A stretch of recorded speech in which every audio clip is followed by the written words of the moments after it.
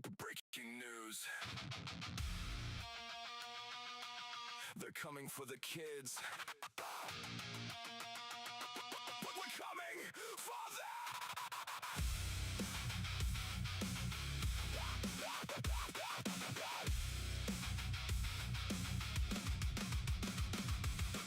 Sisters broken badges flashing in the night.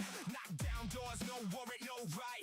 Take the children, tear the families apart. Hide behind protection while you rip out the heart. Files fabricated, lies on the stand. Judges in their pocket, money changing hands. Parents screaming, cameras never show. The real abuse happens when the CPS shows. Scott ever standing, fighting Tennessee DCS. For separation, they tore the family from his chest. Placed on a registry, no charges, no crime. Blount County DCS crossing every line. Evers versus the state, lawsuit in federal court. Exposing the corruption, tearing that system apart. Years of battle, justice delayed, but not denied. A father's resolve with truth on his side. No mercy, no justice, just power unchecked. We expose the corruption, put them under the rag. Got it for CPS. We won't stop, we won't rest. Breaking news every day. Truth cuts like a blade. Got it for CPS.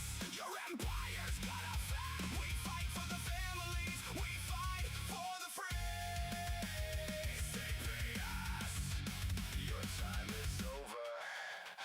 You'll see. Another case buried, another life destroyed. Numbers manipulated, stories over deployed. They call it protection, we call it abduction. State-sponsored kidnapping, legal corruption. Parents labeled unfit for daring to speak. Question the system and they label you weak. We document every raid, every lie, every theft. The resistance is growing, no more silent regret. No mercy, no justice, just power unchecked. We expose the corruption, put them under the rag. Got it for CPS. We won't stop, we won't rest. Breaking news every day. Truth cuts like a blade. Got it for CPS. Your empire's gonna fade. We fight for the families. We fight for the free. CPS. Your time is over. You'll see. You took the innocent. You destroyed the home. Now the people are waking. And we're coming for your throne.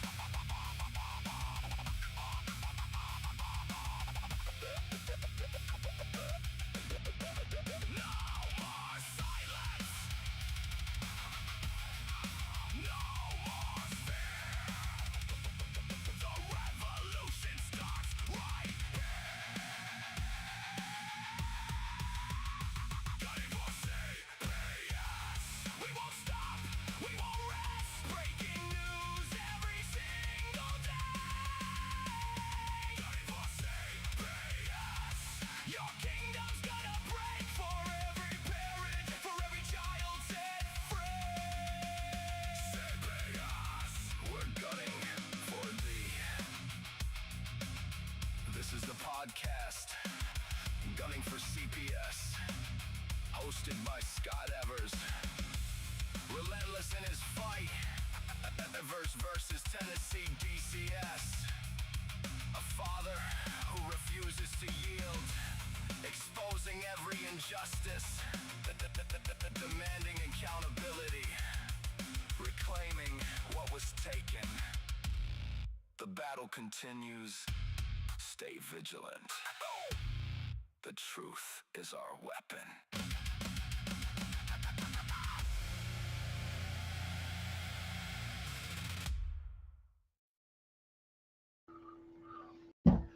Well, who are we going to piss off today? Good evening, guys. I'm your host, Gunner.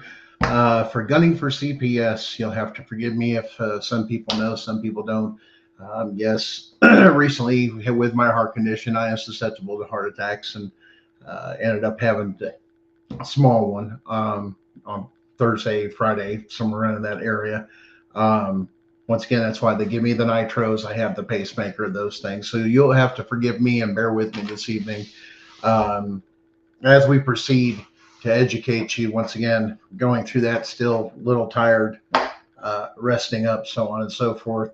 It's something that just happened. It's what I live with at this point in period of time. And I thank you for all your support and everything, and you guys is understanding that. But fighting this battle in CPS, sometimes it may take some people for this thing to go down to give their last breath or their last effort in in honor of our children and our country, to save our country.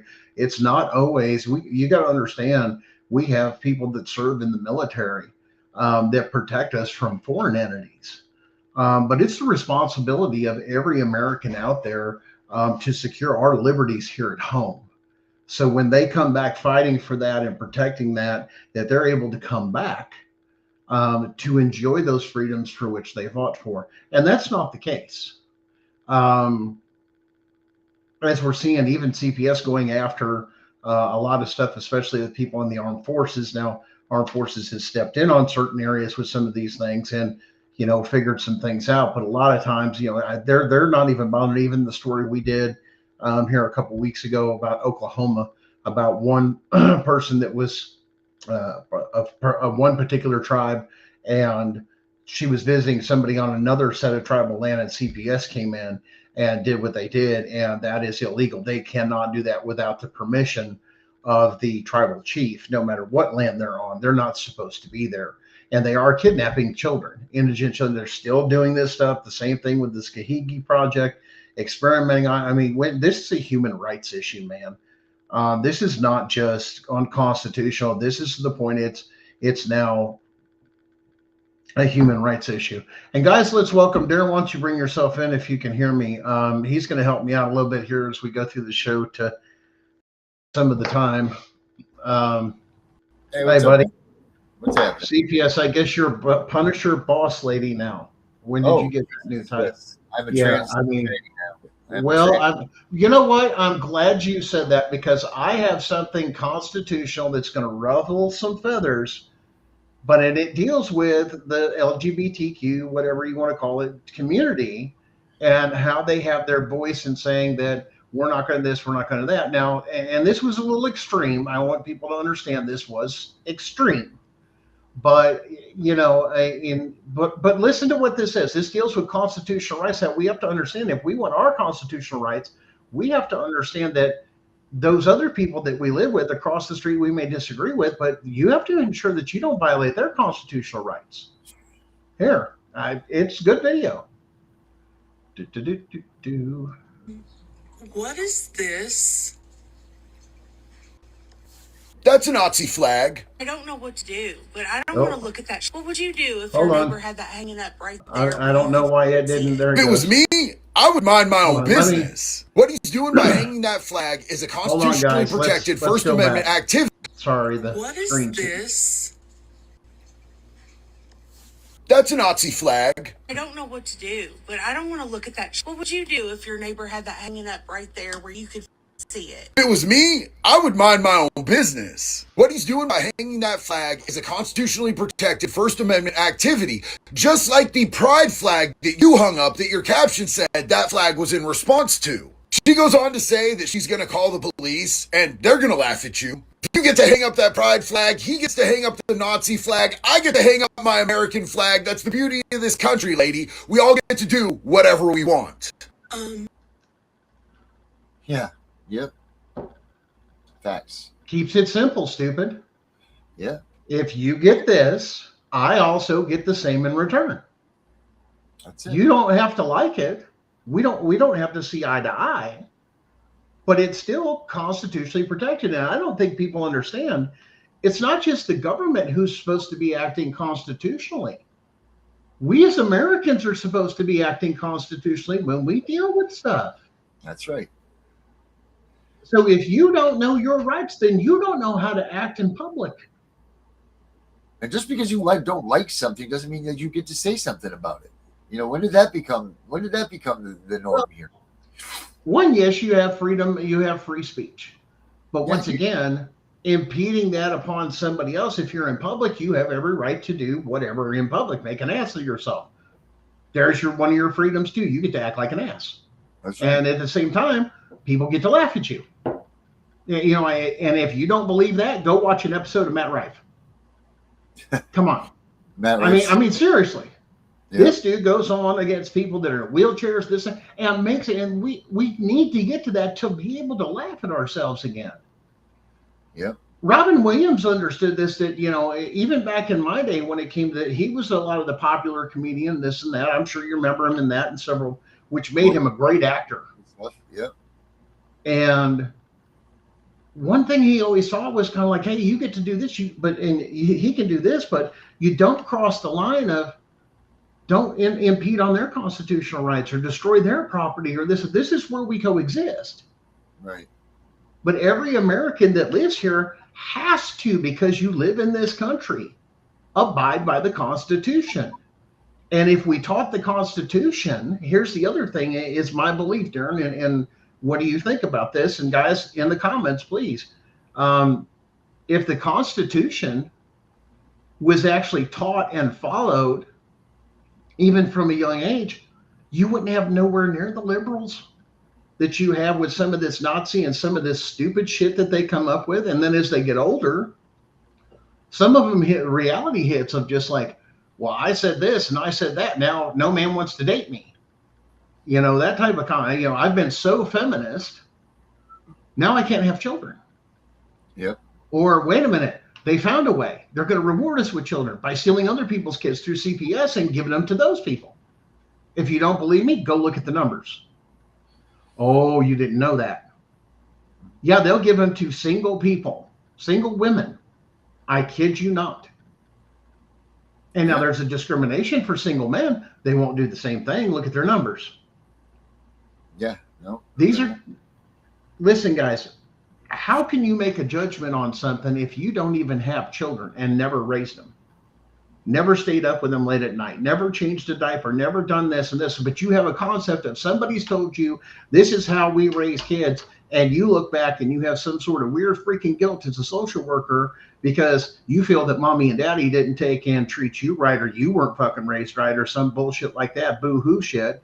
And no, they did the best they could with what they have. If you think there needs to be adjustments, well, then do it with your children when you have children. It's called changing a generational curse.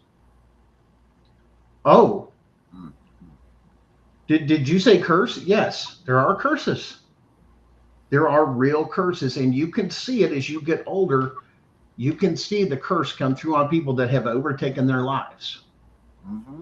Yes, sir, you can. Now, guys, we're and happy Father's Day to all you guys out there. I'm not going to argue with anything with Mother's Day, some of those other things. I give praise on Mother's Days for absent fathers and having to do this, but let's give the guys their time.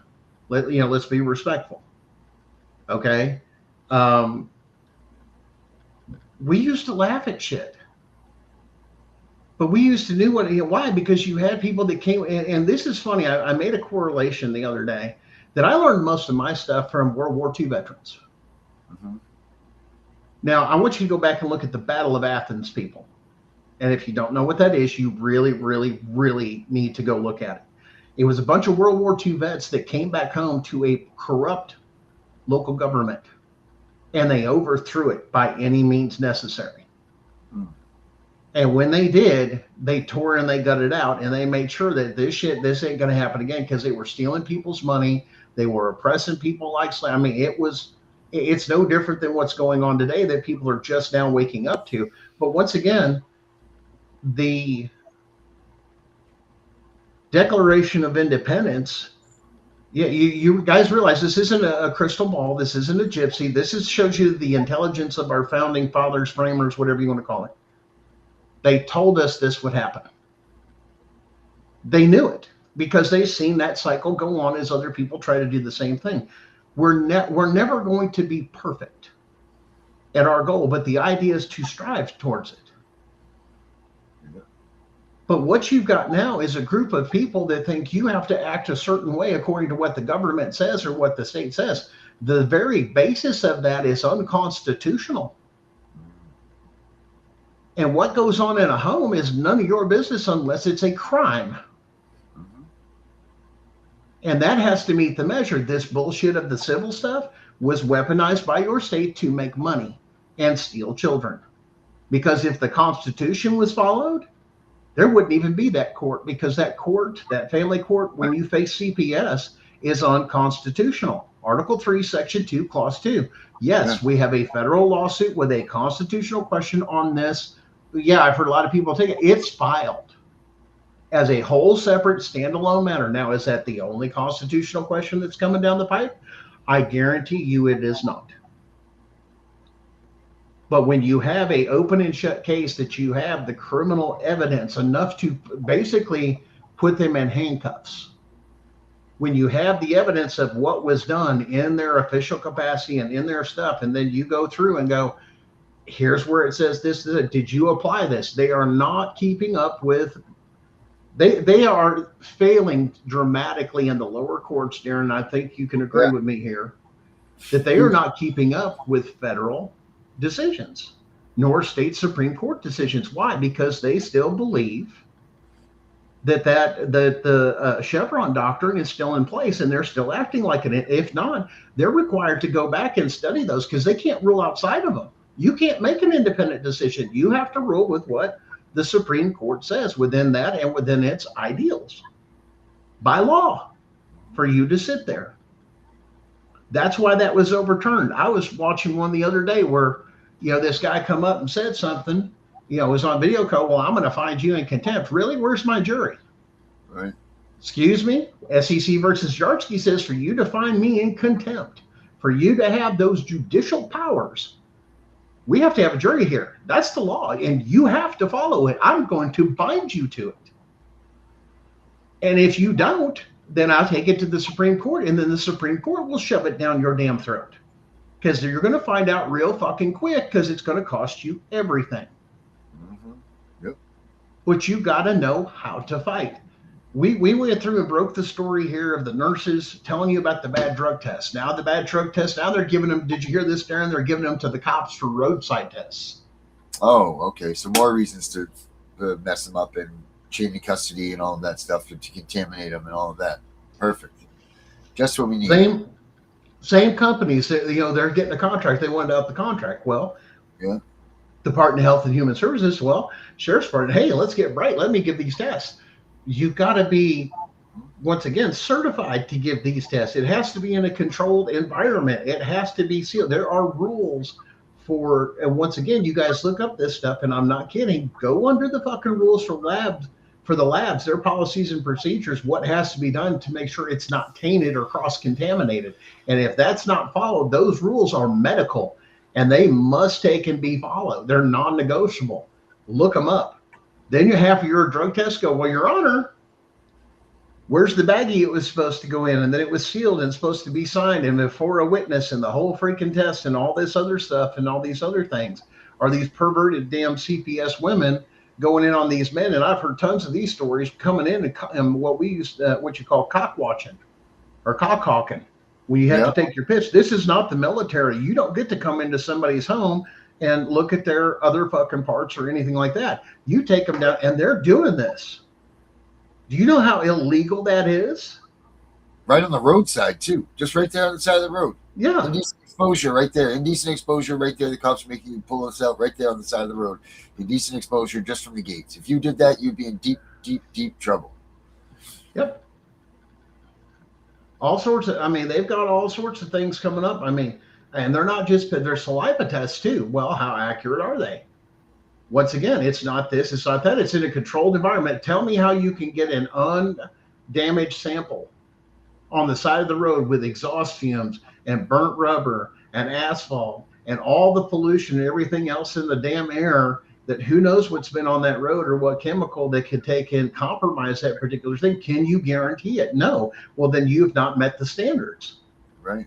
See, this is why it's supposed to be done in a clean, sterile environment. There's a reason it's meant to do that way. Like a doctor's office or a testing facility, they have to meet the criteria. And so when they're inspecting, they say, did you meet the criteria? Are the rooms clean? Is this clean? Is this clean? And all this other stuff said, yes. Okay. You're not in fucking probation. Number one, you're not in the military.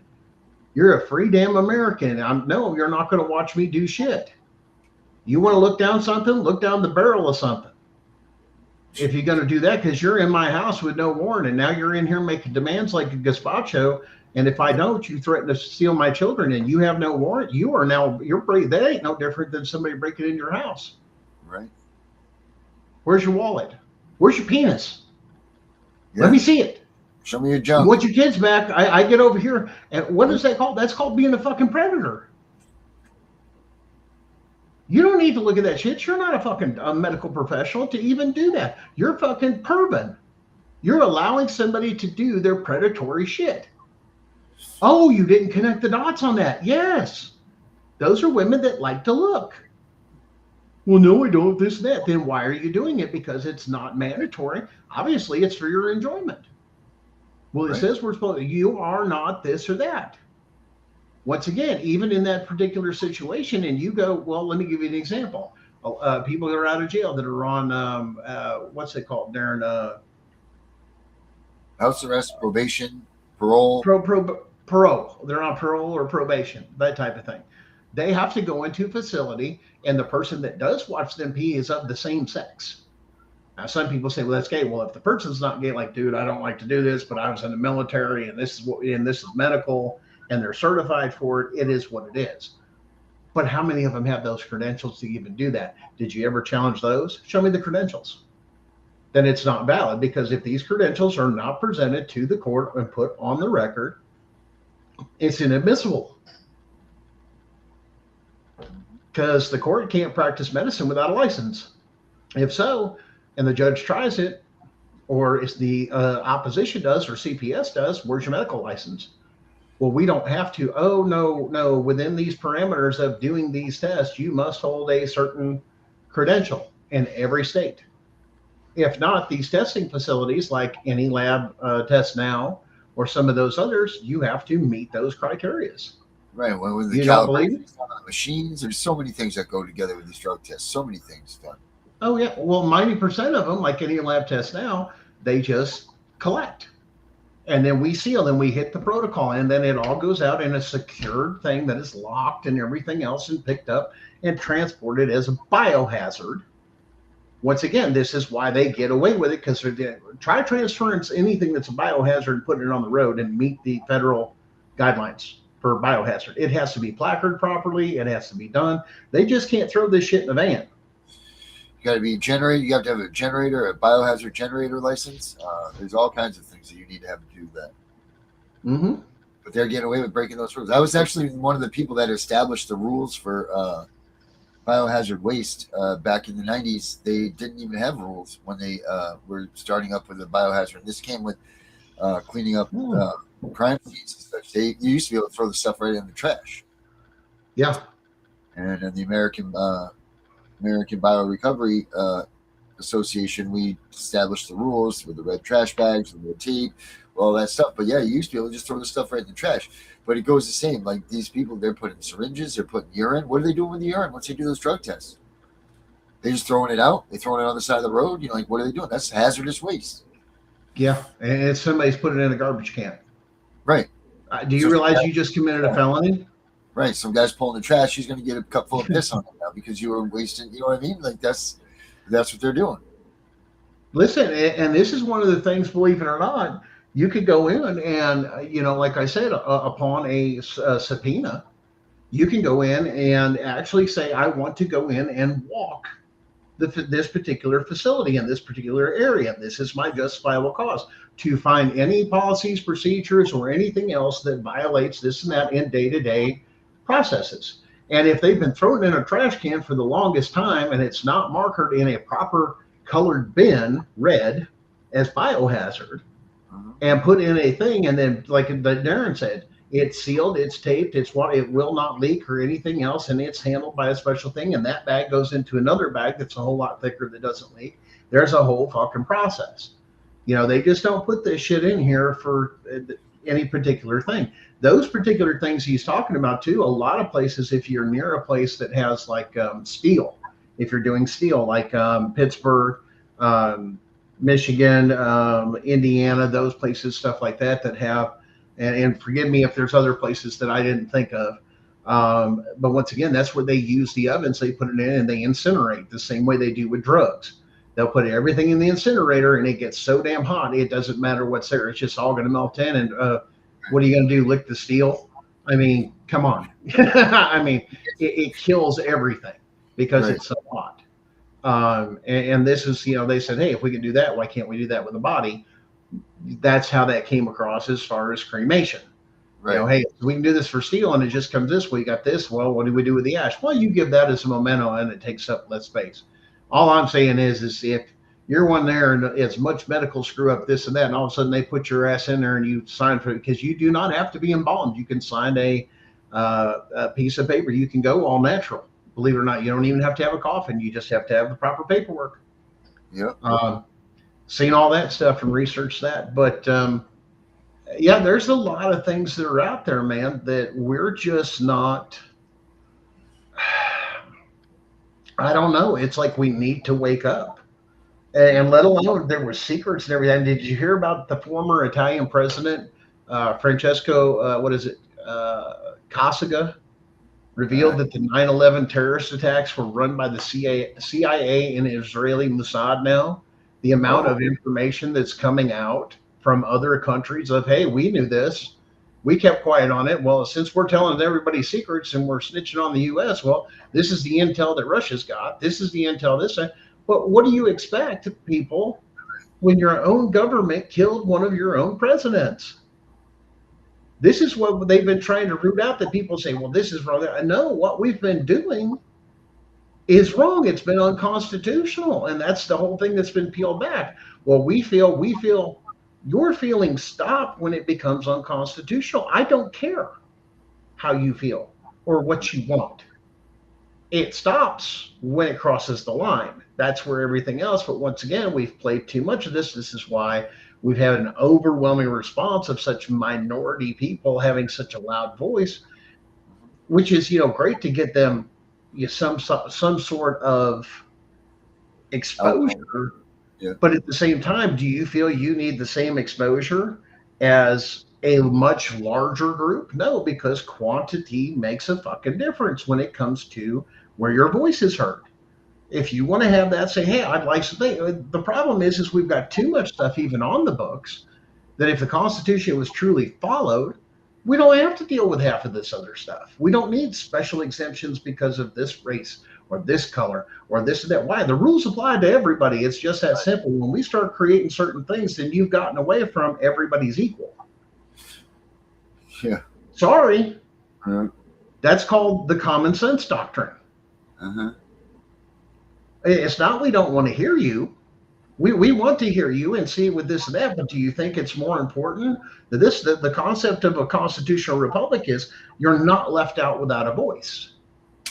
But when somebody or a special interest group puts a big microphone or megaphone in front of you and you use it to scream to the world, and now you've got exposure that most people haven't figured out in their brain, hey, this must be something major, and it's really not.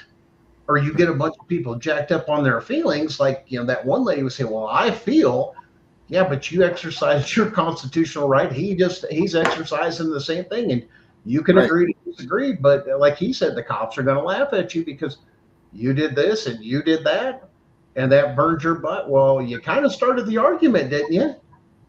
How about we put up nothing other than the American flag and just be done with it?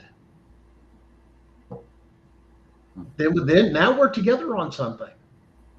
But this whole thing of changing colors and everything else, don't insult a veteran by changing those, those colors. They mean something. Red, white, and blue means something. Go look it up. If you weren't taught in school, everything has a meaning. When it was put together, it had a symbol. To do that is to insult this. Well, our heritage, yeah, no country's perfect. Welcome to it. Everybody that of every color and every religious belief and this and that was a slave at one time or another throughout history. Boo-hoo, get over it. Seriously. I mean, you're not there. Are you in slavery? The only slavery that it's the stuff you allow in this country. We, the people, are the ones that have the power. People don't get that. And when you stop tolerating, and then you start educating people in law enforcement, this and that, of constitutional rights for one and the other, and look through everything. And this is what we're not taught. We're taught religion. We're taught this. We're taught that. How many times were you taught the first thing you do when you go out in public or even private or anything like that would affect other people, to look at things through a constitutional lens? Oh, you weren't, were you? You should, because you're an American. And to live in this country, it's a requirement. Why? Because ignorance of the law does not negate your responsibility or your uh, action, your consequences for breaking those laws. You don't get to vacate from them, whether you know it or not. Well, I didn't know. That doesn't work. Not in a court of law when you break the law. A true law. Understand, states don't have laws. They have statutes and codes. Even though you've been sold another lie that, well, it's a state law. There is no such thing. The only state law you have is the state's constitution, which reflects, once again, the U.S. Constitution. It's almost like a parallel almost. And one thing that they can do, they can rule on theirs, but it can never be out of harmony with the U.S. Constitution. The stuff that's been going on, people have allowed it. They've rolled over and they have intimidated people. They have embarrassed people. They have wore people out financially and everything else. This is a full-on blitz attack on America. And they're doing it to reprogram our children and remove their culture, their history, and their heritage. Mm-hmm. And this is why they have pushed so much to do certain things and why it feels so crappy out there, because they don't make money off of it. And think about it, when you truly think and you're sold that thing of it's better here or better there, man, there's a reason why the no fault divorce is bullshit. Yeah. In my opinion. One, there needs to be a reason. If not, y'all need to grow the hell up and work it out an adult and be forced to adult. I'm sorry. If you have something that you're really legitimately have this, in other words, abuse, and some of these other, well, it's mental abuse and this and that, get some damn counseling or figure out it ain't all about you. That's right. We're created different. Get to learn your opposite sex or your partner. They are not like you. They're supposed to complement you or help you. If they don't do that, you have chosen unwisely. That's your responsibility to correct. And some people, they get beat down with damage over the years or the decades. Yes, they do change, and not for the good. And I have seen this happen over and over again, especially with CPS stuff. Good fathers, good mothers, good people, completely and their family obliterated. Next thing you know, their kids are in and out of this, in and out of that. I mean, there was a statistic I put up on my one page of this and that of like kids coming out of that were in foster care. And it says, by the time they hit 16, the girls, 50% of them are pregnant. 50% in foster care. Those are internal numbers, and that was by the government sources. I mean, this is their own internal study thing. And did you know that over 70% of those kids that are in foster care are likely to go right to the jailhouse? Wow. Which gives what? More money to the courts. You see the pattern here, people. I'm going to screw your life up as a kid. Yep. And then I'm going to make sure that you don't get unoppressed and you are just completely hopeless and you get stuck in this pattern of depression. You continue this. Why? Because we make more money off of you long term, putting you in the jails that they make profit off of. Go look at it. Yep. Go look at who owns the jails. How many of those jails are private, Gunner? You know? I believe it's somewhere around 86%. And there's a lot of places moving too. I know that we're talking about one that it become back to the county. But once again, as they go towards privatized, they can contract with anybody.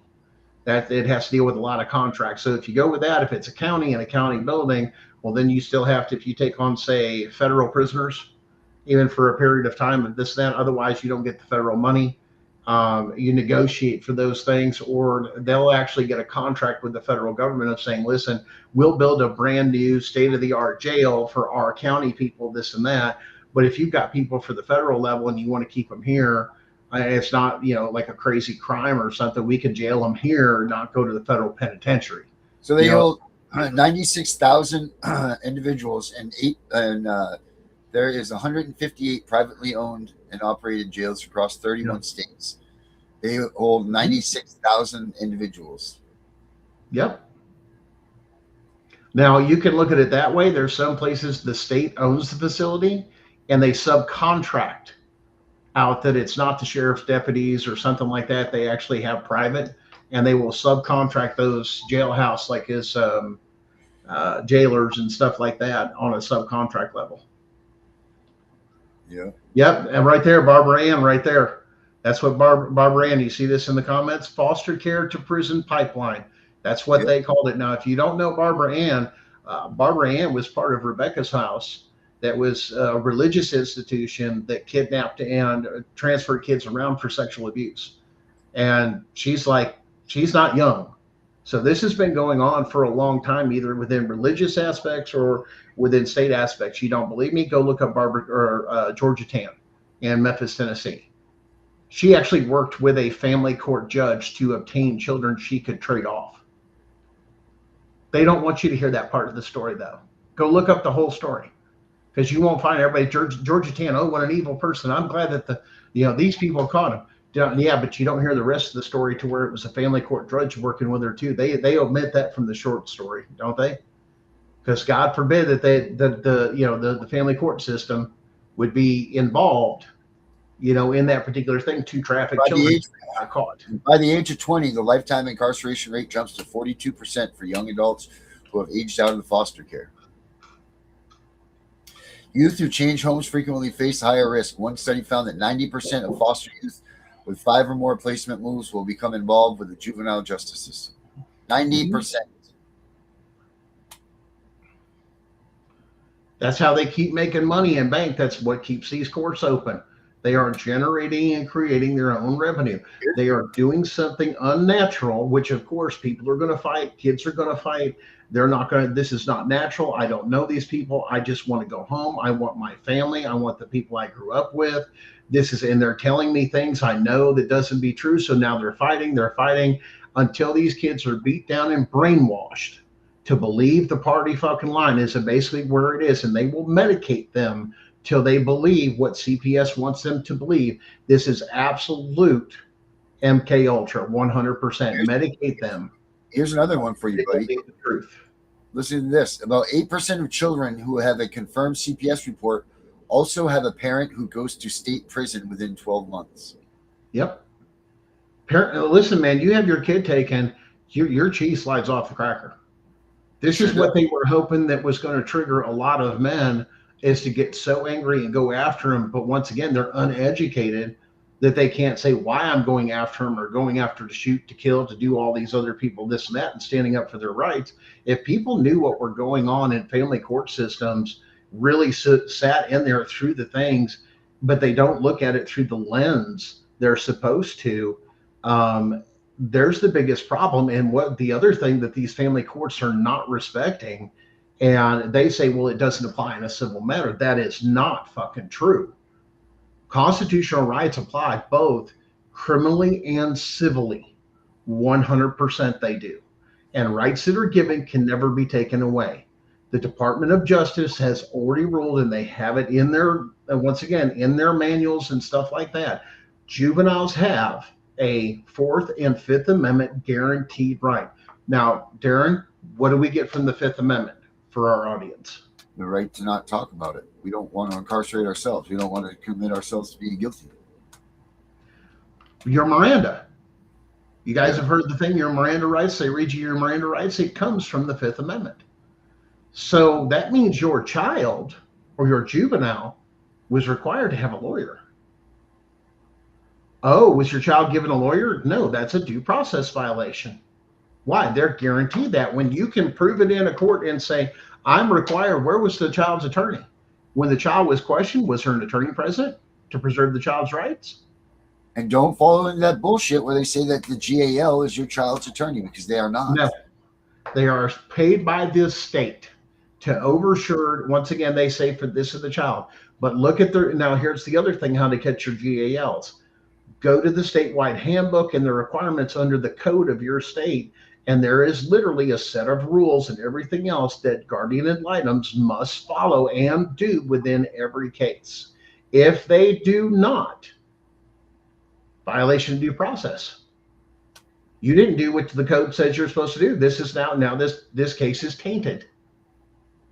Did the GAL take and pull the medical records like they were supposed to? No. Did they do an independent investigation like they were supposed to? No. They just went along with CPS. That's called fraud, people, and you can call out your GALs. There is none of this on the record, and they're required to put this all on the record that they did it, and the judge or magistrate is supposed to know the jobs of the GALs and CPS and all their codes and everything else. They're supposed to know. To sit in that position and rule, they must know all of them. So if something wasn't followed, see, they're all the time after you. Name one time you've seen a judge or magistrate, because I haven't, go through and critique CPS or their entire side to make sure they've gone through all the state requirements, like a checklist. They don't do it. No. They don't do it at all. No. But that's where remember that word fair and equitable? That's what the care. Tell me how that's fair and equitable when the GAL won't do the job. Now we have a problem with due process. And now this is why it's not fair and equitable. Why?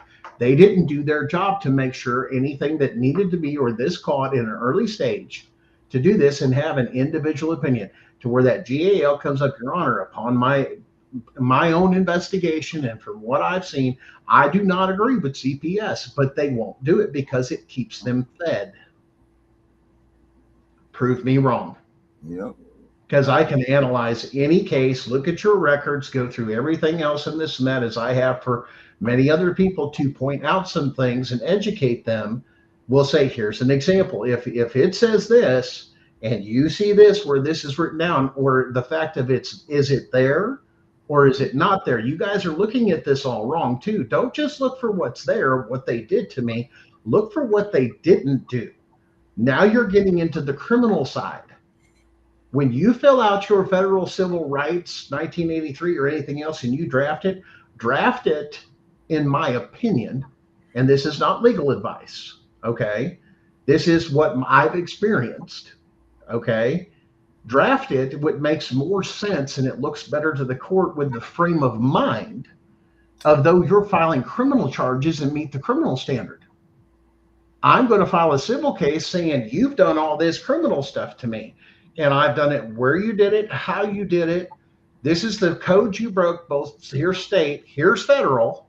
So not only did you do that, you broke your own state code and the federal, because you tie them all together. Because what are you doing? You're looking for them to take and, in some cases, yes, overrule the state. Why? Because if it was unconstitutional from the beginning, they sure as hell have to flip it. Yeah, if your case started out to where they ignored all this and it's criminal action and that's what you're going after them civilly, is saying, here's the evidence to do the criminal, to where you can present this before a grand jury and you're going to get a warrant for their arrest. Go look at that. That's how you get this stuff, guys. Yeah. You wonder, you guys are struggling so bad. I mean, Darren, you know this, with federal civil cases, I got rejected. And then I look it over and I go, man, you got your feelings up in there and you didn't keep it clean like it was a crime scene. Describe it like a crime scene with the supporting evidence as exhibits just to get in the door. The rest of it, once you're past the threshold or the sifting, then you can turn around and go, hey, listen, the Constitution's non-negotiable and we have to go by constitutional canons. Who's teaching about constitutional canons right now, Darren? Me. You are, Darren. Nobody. Well, you. Well, let's put it this way. You're going to law school and everything else. When I compare a case law and a case law and a case law, and it goes back and forth, and it looks like this favors him, but it doesn't align with a constitutional canon, which one are you defaulting to? By law, are you supposed to default to? Got to go to the canons. Now, in your states, you have judicial canons. You can argue those. Those are criminal activities. What did they do to violate their constitutional canons when they heard your case? This is the constitutional canon. This is what they did, and this is how it hurt me. Each line is just like that when you're going through your affidavit of truth, your complaint. Exactly like that. It's just that simple. Oh, it hurt little Johnny's feelings, and this is rough on the kids. That's punitive. They don't want to hear that stuff till you get in court, and then that's pain and suffering. You argue that in court, and everybody knows that, but too many people I see file these cases, screw it up and their feelings are all over the damn pages and they go, I don't understand. I followed everything and, I did everything and went down the frame of mind you had. And I go, no, you didn't. Because you got your feelings all up on number so-and-so, number so-and-so, number so-and-so. Well, the magistrate come back and told me, well, this wasn't good. That guy goes, do you realize you have a window? And if you put on every piece of paper at any given time, I reserve the right to correct, amend, or anything else this fucking filing on everything. They can't throw you out. Why? Because you agreed to it when you took it. You filed it. So now they can't kick you out. So the magistrate pointed out, well, they're just an ass. Or this, that. No, they told you what to correct, dumbass. I have had that conversation, Darren, so much with the magistrate. I go, well, let me look over at this. And I go, you realize you just got this is what you need to correct on your test before you turn it in on your pretest to make you, the cheat pass, those teachers that just wanted the passing grade. Well, here's all the answers. They're telling you what to fix. Don't cop a damn attitude. It's just you have a timeline between that and a final judgment to where the judge says, I dismiss. You're going to get that analytical thing. If you're getting the analytical thing, they're seriously looking at it. Yeah. I mean, am I wrong in saying any of this, Darren? From the law? No, 100% right on, man. Right on. Nose dead, right on. You guys have got to learn to file in a federal court. File it as sui juris as one of we the people. Stop this pro se. Stop playing their game and getting caught up in legalese. When you're in a federal 1983 court, you there as we the people, and I have been damaged by the government. And when it comes down to these things, know how to write a constitutional question. If you've got a question where, hey, is this constitutional? Write a freaking brief on it, submit it as a separate filing. Don't just put it in with your thing. Well, my constitutional thing and this and that. Well, I have a constitutional question in my complaint. No, it's a filing. It's like a motion. That's right. Hey, constitutional question filing. It's not a motion. I have a question that the court is now mandated to answer. And you're going to put together, here's the constitutional saying, this is what's happened to me. My question is this constitution this? And this is why I say it is a constitutional rights violation, how it's unconstitutional. And you give your reasoning. It's not that hard. Now, you can go a little bit deeper and go into like what some of us do, go into the history. Why? Because if I can quote stuff from SCOTUS, sitting members of SCOTUS, listen to me, guys, even in their own personal books they've published, gives you the ideals of a sitting SCOTUS member. And what is that going to give to the judge? The judge has got to follow what? Rulings of SCOTUS or frames of mind. They know what SCOTUS. So if you put that in there, there's no more discussion because on appeal. Follow the rule of the law. First of all, first and foremost, they got to follow the law. Mm-hmm. And then we'll go to the case law and the references in that way. But first and foremost, they have to rule by what the law states. Yeah. And there's a ruling out there that SCOTUS says, and you guys got to listen to this, and you guys don't know the scuttlebutt on SCOTUS is this. All rulings pertaining to the Constitution is that the Constitution says what it means and means what it says, verbatim. No interpretation, it says what it says. But we have to go back also to the ideals to where you can reference back things such as the Federalist Papers and this and that to go into the reasoning. So the reasoning that was done even by the forefathers is already considered. And if that same thing is up for debate, well, then we know how it turned out because this was the ruling and this is the way it came out. That discussion's already been made. We're not going to have this again because now you're bringing up a discussion that was made when the Constitution was written and it felt this way. I hate that for you, but that's just the way we're going to rule. Why? Because that's what the framers intended. But you got to know how to do this, guys. You got to know how to quote them, get into, here's a little bit of SCOTUS's mind. Here's a little bit of our founding fathers' mind. Here's this, and support the hell out of it. You guys get in here and just go, oh, I was done wrong, and this is how I was done wrong, and this is that, and you figure it out. It's your job. That's not what filings are for. You got to know structure of filing. And this is the same, is it not, for both state and federal court, Darren? Yes, sir. Yep. Learn to file, learn how to do this, and you should be. And here's the funny thing, in my opinion, especially if you went to public school, you should have known how to do this, file a case in federal court as a citizen of this country before you graduated high school. If that was a requirement, that you understood your constitutional rights and be able to write and file your own and sue jurists if you needed to, because that's the power of the people was done, and we require that of our educators. Think of how much this other stuff's going to go to where everybody's now thinking with a constitutional lens, including your teachers, and make it a requirement. And when they start other bullshit, listen, I'm not paying you for your opinions. Listen, teachers, I pay you to do a job and educate according to this particular thing. This is your contract.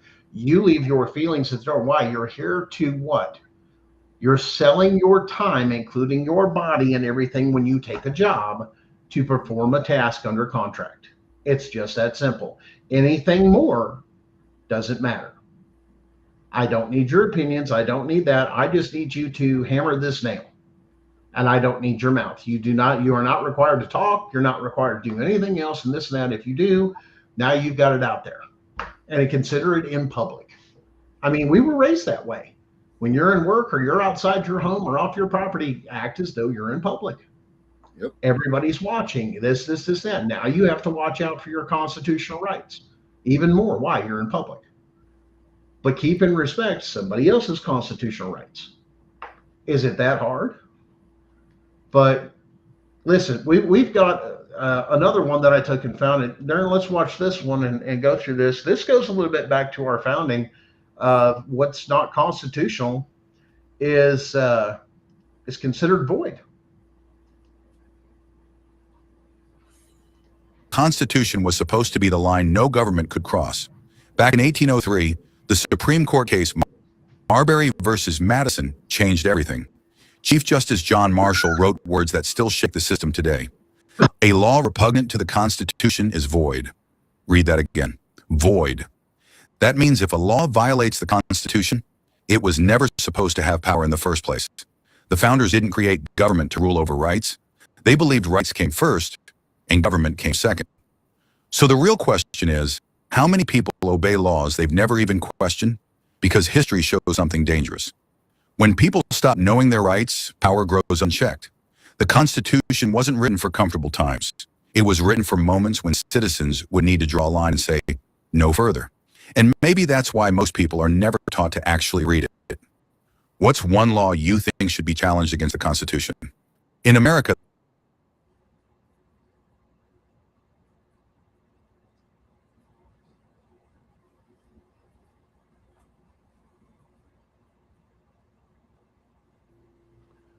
Muted myself. Marbury versus Madison. Mm-hmm. Anything contradictory to the Constitution is void. No further argument, no more anything else, but you have got states enforcing things that are void. Because they know there's not people watching, there's not people filing cases, doing constitutional questions, and making them void. That's how they get away with it. Because we the people have forgot to what? Well, I need to file a constitutional question. You realize if you file a constitutional question, even a lower court, that most of you don't know, that requires the Attorney General to file a 1983 on behalf of the state. Now, I would be explicit when I filed that constitutional question. And you have to send a copy both to the U.S. Attorney's Office and to the other, and then require them within so many days, once again, for whatever they process, 30 days, 60 days for them to file, and to have a response and then have a stay on all proceedings until the constitutional question is done. Now, the lower court, when you file that, Darren, does the lower court have any power, including the state Supreme Court, to continue? No, you have to get the answer. You have to get that answer first. So if they continue, they're actually committing a felony. Mm-hmm. Correct. So you need to file that with your stay that you know this, that you are willing to file it, because if the state doesn't do their particular thing and answer the question, which means they can no longer punish you They can't do anything else or make any rulings. It freezes everything. No, Your Honor, I filed that before this hearing. You can't make a ruling on this while there's a constitutional question that's on there. If not, that's when you have to escalate for corrupt judges.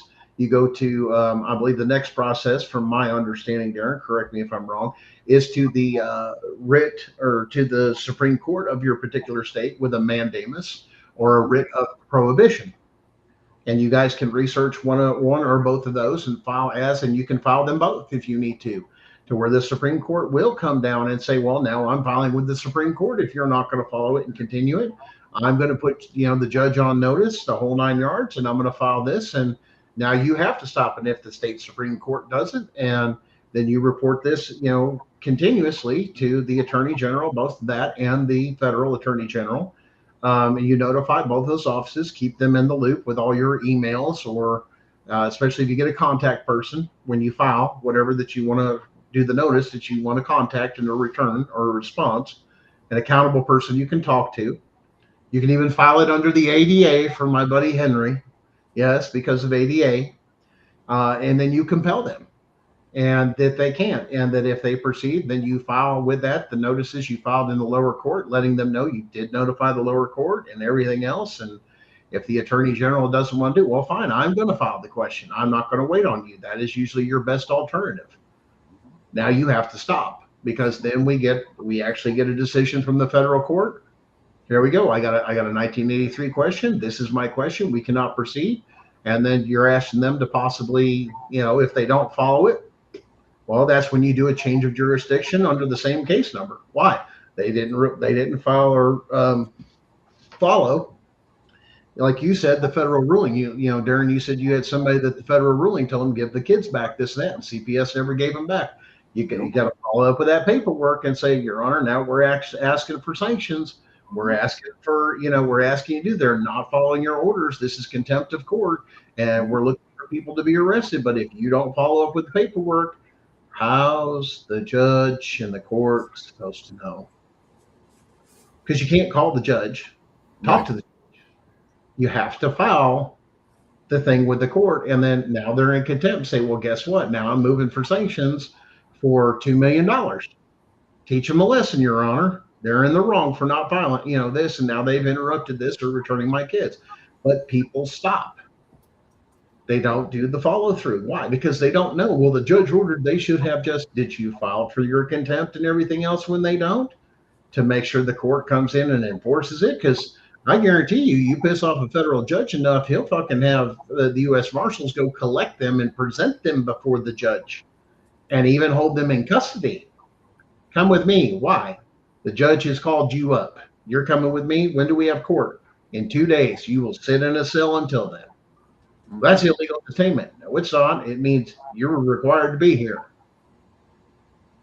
We don't trust you to come in on your own recognizance. It's within the purview and the powers of the judge, especially a federal judge. Now you're going to answer. You're going to stand before me and then just say, why didn't you follow my order? You have so much time to get in here. You better answer me. I will compel you as a federal judge. If not, I will issue a warrant for non-compliance. I will put out a warrant for you. Criminal for negligence. Failure to follow an order. But you got to do your paperwork and follow through. I can't stress this enough. We've tried to educate you here on this channel the best we can. I love you guys, but at the same time, if you're getting it right and you're doing it right, share with others the same path that we've done to educate you and pass it down. Hey, we have to do this. Well, I'm hearing somebody else. Well, I'll tell you what, you got somebody that ain't got no skin in the game out there running their mouth about this and that. Let me tell you something. You ain't got no skin in the game. Why are you fighting? Once again, you got nothing to lose. That type of thing. You've got nothing vested in this to win. So now that makes me question your motives. I really do. When somebody comes up, well, you should do this. I get a lot of people telling me what I should have done, what I couldn't done. Well, you're not going to win this, or you're going to have case law. I'm not looking for case law. I'm looking for precedents. Precedents is that same case law that you just heard about, Marbury versus Madison. That is so ingrained. It's not just case law. It's so constitutionally sound, it will never be overturned, and it must be followed. So when you use them in the appropriate court, Your Honor, Marbury versus Madison, boom, it's over with. He's not going to overturn that, nor he doesn't have the power. He has to go with that ruling, but you've got to use the ammo you're given. Listen, guys, you can't listen. If you've got 22 caliber and you've got, like I said, 22 caliber, and then you got a 5.56, and then you got like a big 50, or you got like a cannon. You got to know which weapon to use at the right time, and don't waste up all your stuff. And then like I said, then you can go nuclear on their ass with things and just really tie their hands. And now what are you going to do? And Darren's reviewed my case, and so has a lot of other people. When I was said I was done wrong and unconstitutionally and illegally and the whole damn 9 yards and everything, I have the evidence to back every bit of what I set up. Yes, she does. I agree with that 1,000%. There's no, well, that ain't what that meant shit. No, it's hardcore. You're screwed. Mm-hmm. Even the fact that they conspire to even violate the state constitution. Now, if you haven't heard, there's a what is that girl's name? Erin something or other. She just started coming up here in Tennessee, on the Tennessee side.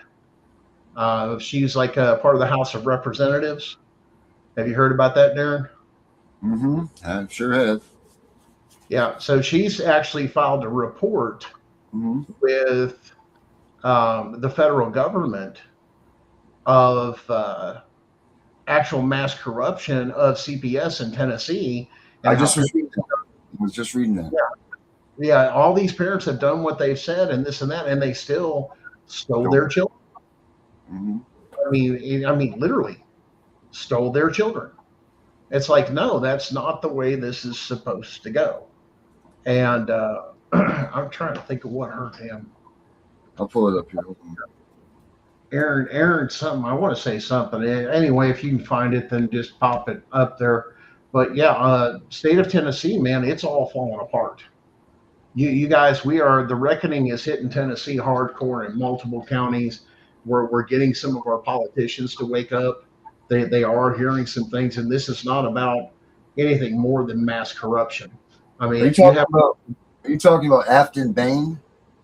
Yeah, Afton Bain. That's it. Never mind. Yeah, she's like a younger, blonde-headed, person. She's actually filed a complaint, like 7 of them or something like that, against CPS. She filed a complaint to Attorney Pam Bondi and other senior DOJ officials requesting Civil Rights Divisions open an investigation on DCS. Yeah. Mm-hmm. Well, they'll get a copy. They've already got a copy of mine, so they're aware of what's going on. And if you guys don't know and see what's been going on, especially here in Blount County, Tennessee, because I've had a lot of people, man, aren't you scared of this and this? Man, they ain't got time for me, because they're getting busted left and right between TBI and FBI in here for one thing or another. I mean, you had this whole, they caught 11 officers out of Knox County, part of the drug task force, spending money and this and that with that. Well, that drug task force also includes Blount County and this and that. So they're looking into all that. I think there's more charges coming from that. And they promised there was more. And so there's a bunch of other stuff that people have gotten busted, more people with touching children, more teachers, more of administration. When you go into the town hall meetings, let me tell you how you can tell that you've got a town that's starting to speak up and fed up, is when they all show up to the county meetings. I mean, they pack it. Whereas before, unless you had business there, nobody showed up, because I had to go for a particular meeting to get something done on the zoning part of it there, which has to go before the council. And I took care of that business, but there was like nobody there. I'm like, where the hell is everybody? And nobody was there. Now you go to those meetings, oh man, they're blasted. They're full out the door. I mean, with the mass corruption, calling people calling stuff out about the teachers and the inappropriate touching, and then this administrative, and then this cop going dirty with child porn, and this. I mean, it's all over, guys. If it's not here, it's the city police going through, and it's just bam, bam, bam, bam.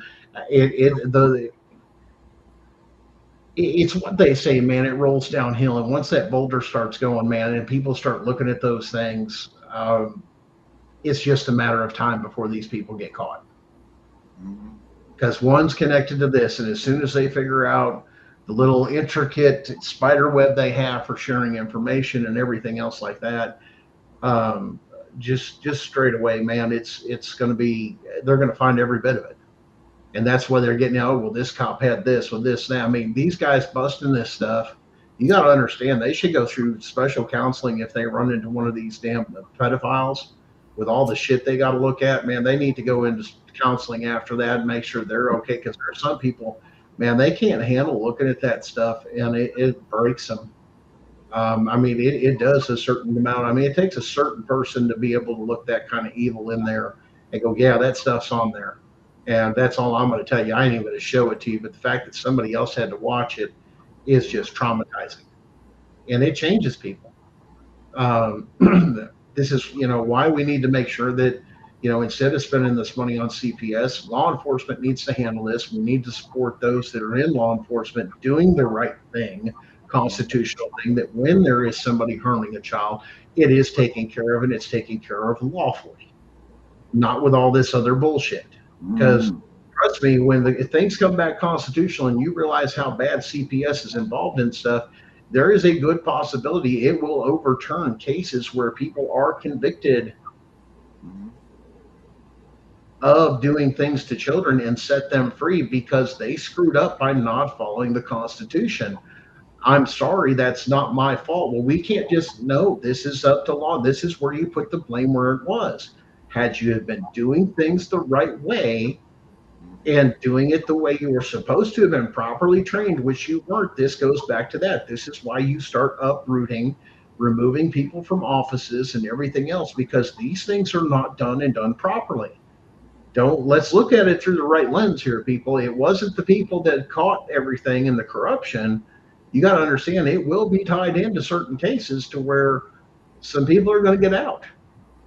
And then you're going to have to retrain people because they need to do it the right way and the constitutional way, which I agree for anybody going through a criminal thing that it must meet all those standards. But as soon as you realize something's not right, that's not my fault. That's what we hired these people to do, was to do things lawfully and legally, because those are two different things. Lawfully means constitutional. Make sure you do it. In other words, don't be a cop that you walk in without a warrant and screw up something where this dude's just committed mass murder, and now this dude's going to get off because you couldn't do something as wait 10 minutes to get a proper warrant with probable cause. What's the proper reason? There's blood all over the walls. That's probable cause. Get a warrant, cover your butt, make sure it's done and it's done right. Don't go right. Well, there may be people in there. Listen, unless you hear something, you don't have probable cause. You see what I did there? Unless you have this, in other words, there's somebody's in,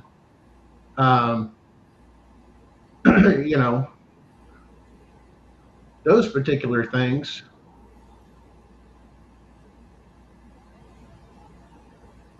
So looks like somebody's in here.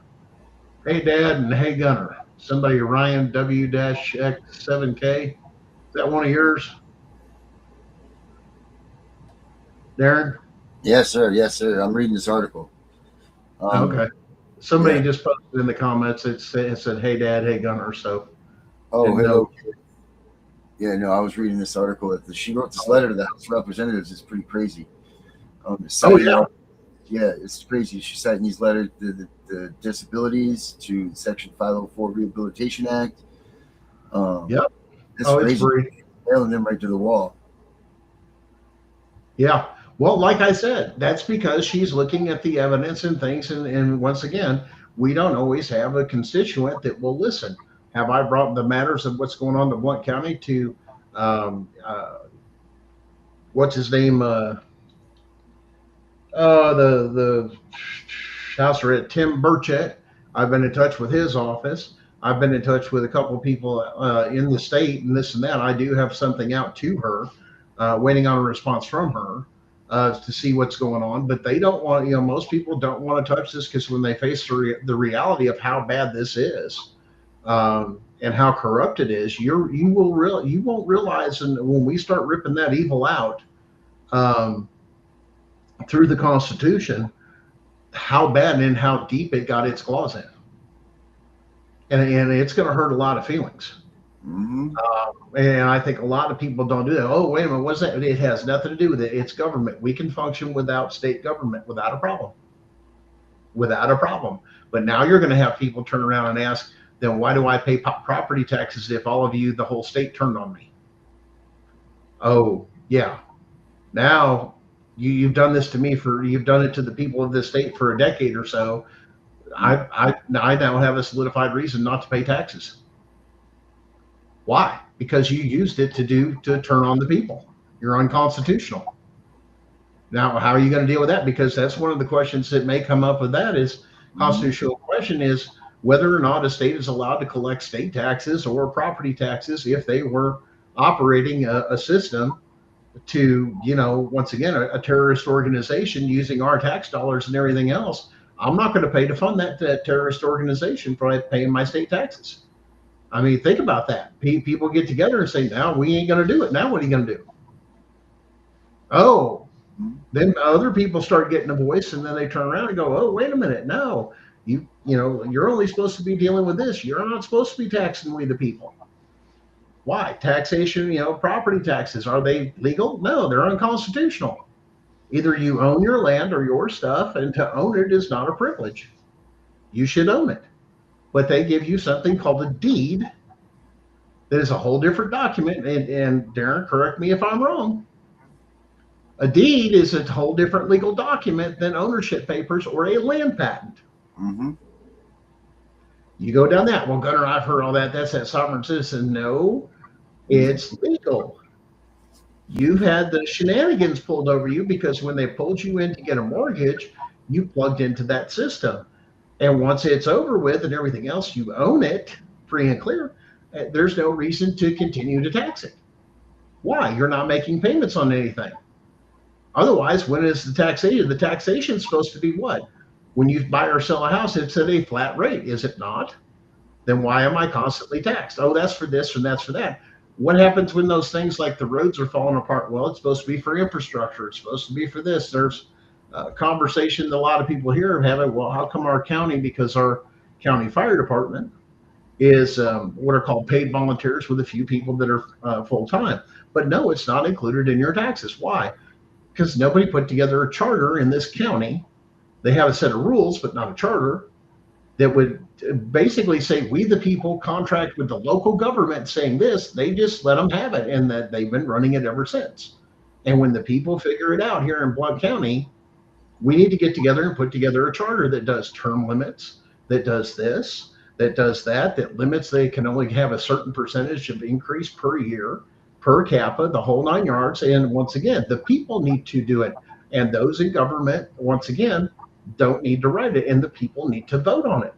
Mm-hmm. And whatever it is, then that goes in as a charter. You can't go outside this charter. What does the charter create? Accountability. You're violating the county charter. You can't do that. The charter says this. You can't. It's almost like constitutional. This is your binding agreement with whoever sits on that council. And everybody goes, well, they get away with this and that. Well, then put them on a leash. Mm-hmm. You complain all day, but when are you all going to start filing the paperwork here? This is what we talk about it. Be about it, man. Yeah, I mean, that's the same thing I have with people that have no skin in the game. They don't have no damn federal case filed. And you're over here sitting there, blah, blah, blah with me. Now, understand there are people that I greatly respect that maybe don't have their stuff in, but they've got experience with a lot of other things, but they also they're successful, within certain aspects of the law. But once again, that's getting their feet wet. But at the same time, when you've got people that go, well, this is how I'm going to file my federal case, excuse me, and this is how everybody else should file theirs, in my opinion. Well, one, you're not a lawyer. Number two, go ahead and do it. But do you have anything pen and paper, or have you got it filed? No, but I'm planning on it. But then shut the fuck up. Yeah. Yep.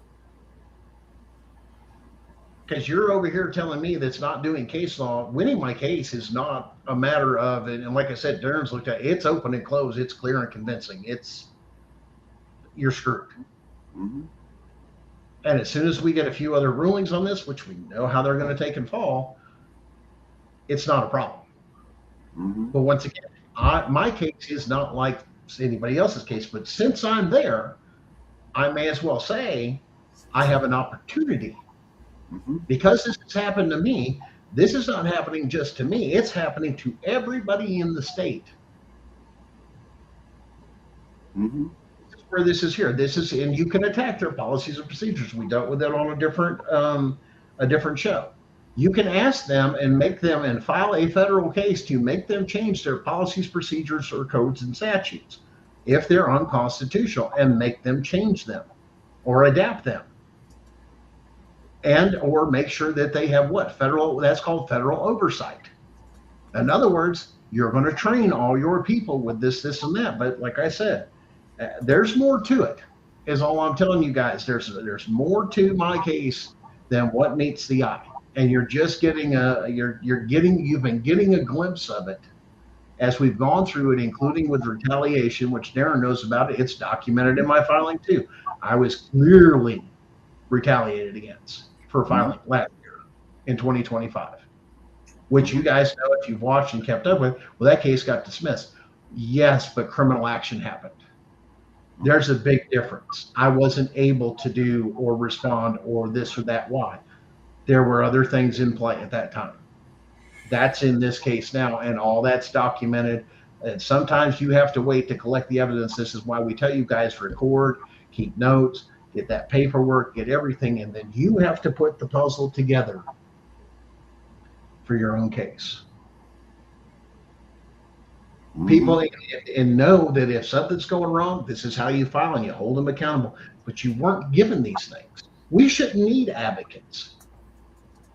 We really shouldn't, because we all should be under the understanding we're supposed to live constitutionally. So when I say, hey, that's unconstitutional, and I give my reasoning to me, my neighbors, the people in my county, I'm supposed to be able to go to law enforcement and say this. But when law enforcement's massacre up too and in it with the state, that's called co-conspiracy of deprivation of rights under the color of law.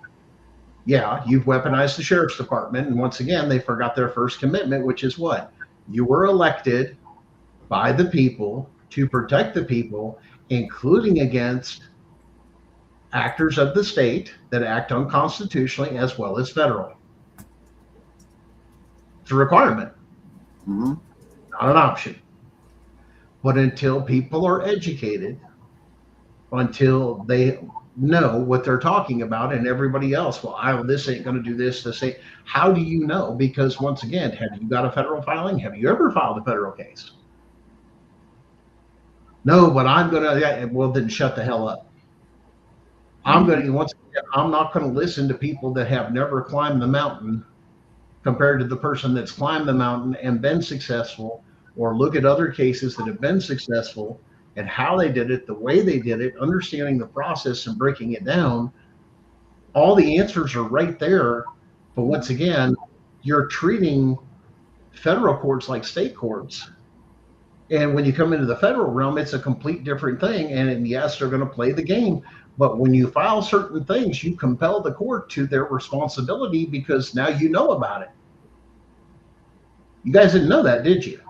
Mm-hmm. Do you know when you're federal filing, you can file a motion to compel the court and all officers that when it comes to constitutional rights or anything that violates those rights, that it's the responsibility of the court to lean your way and not towards the states, and to protect your rights. Therefore, you're not the only one watching it, but also the judge and everything else, to make sure that nothing unconstitutional happens or no more crimes are committed in the courtroom. Uh-oh. Didn't know that, did you? Mm-hmm. You can compel the judge to do their job. Why? It is part of the constitutional canons. It is the duty of the government to protect the Constitution. That's what the oath is for. When you fail to do that as a judge or a magistrate, you commit war against the Constitution and the people. It's an act of war. Now we go under what? War crimes. Mm-hmm. Who deals with that? Military tribunal. It's not a fucking joke. It's not a civil case anymore. It's not a criminal. The criminal will do enough. Then it gets to that. It goes over to military. We have more than enough. Now you go to the military tribunal. Why? You just committed war. Mm-hmm. Thank you, the risen and rare Jim. She says Happy Father's Day to us. Oh, thank you very much. Guys, there's a lot of stuff out there that I think we just need to start teaching everybody. Start looking through a constitutional lens in your own life, and maybe it'll be a lot easier for you to take. One, you need to educate, then you need to understand that ain't right, that's call it out. Well, you see it out in public, somebody, a law enforcement acted fucking goofy, this and that, and people just stand around, you're watching, hey man, that's against his rights. You realize it's this and that. Hey man, you got a right. There's nothing wrong with sharing that. Well, you're interfering with an investigation. No, I'm not. I'm educating. Constitutional rights. You should know this. And if you got a problem with me stating constitutional rights or making sure you're playing fairly with that person, that's the duty of the public. We, the people, is to keep you in check. Oh, well, now I fear for officer safety. Why? We're surrounded by all these citizens turn around and saying it's not constitutional. Maybe you ought to think it's not constitutional and be taught how to look up to it and listen to them of saying, listen, what you're about to do or what you're doing is illegal. It's unconstitutional. If we started holding them accountable for that, one, you're not going to see the arrest that you're going to see. You know why? But you know that unless they see somebody actively committing the crime, the first requirement is not to arrest them, but to present them before a magistrate. That actually putting cuffs on them before that is illegal and unconstitutional. But where are you going to find it? I'm not going to, who has put the constitutional question for that's happened to you? Why don't you ask the federal courts that? Is that not what the law says? Now you're going to compel that police department to go through re-education. Hey, listen, man, you guys just can't arrest people off the line or this and that. They have to be an imminent threat to the society right then and there. Well, they've got this. No. Well, I'm going to arrest you for a seatbelt violation. That's a secondary charge, homie. Right. Mm-hmm. Secondary charge. What's my primary? Mm-hmm. What's the reason you pulled me over? Let's go all the way back to intent and all this other stuff. So this first one has to be clear and convincing before you can move to part two. This first one has to be solid as cement. If it's not or it's questionable, this is why we go before a magistrate.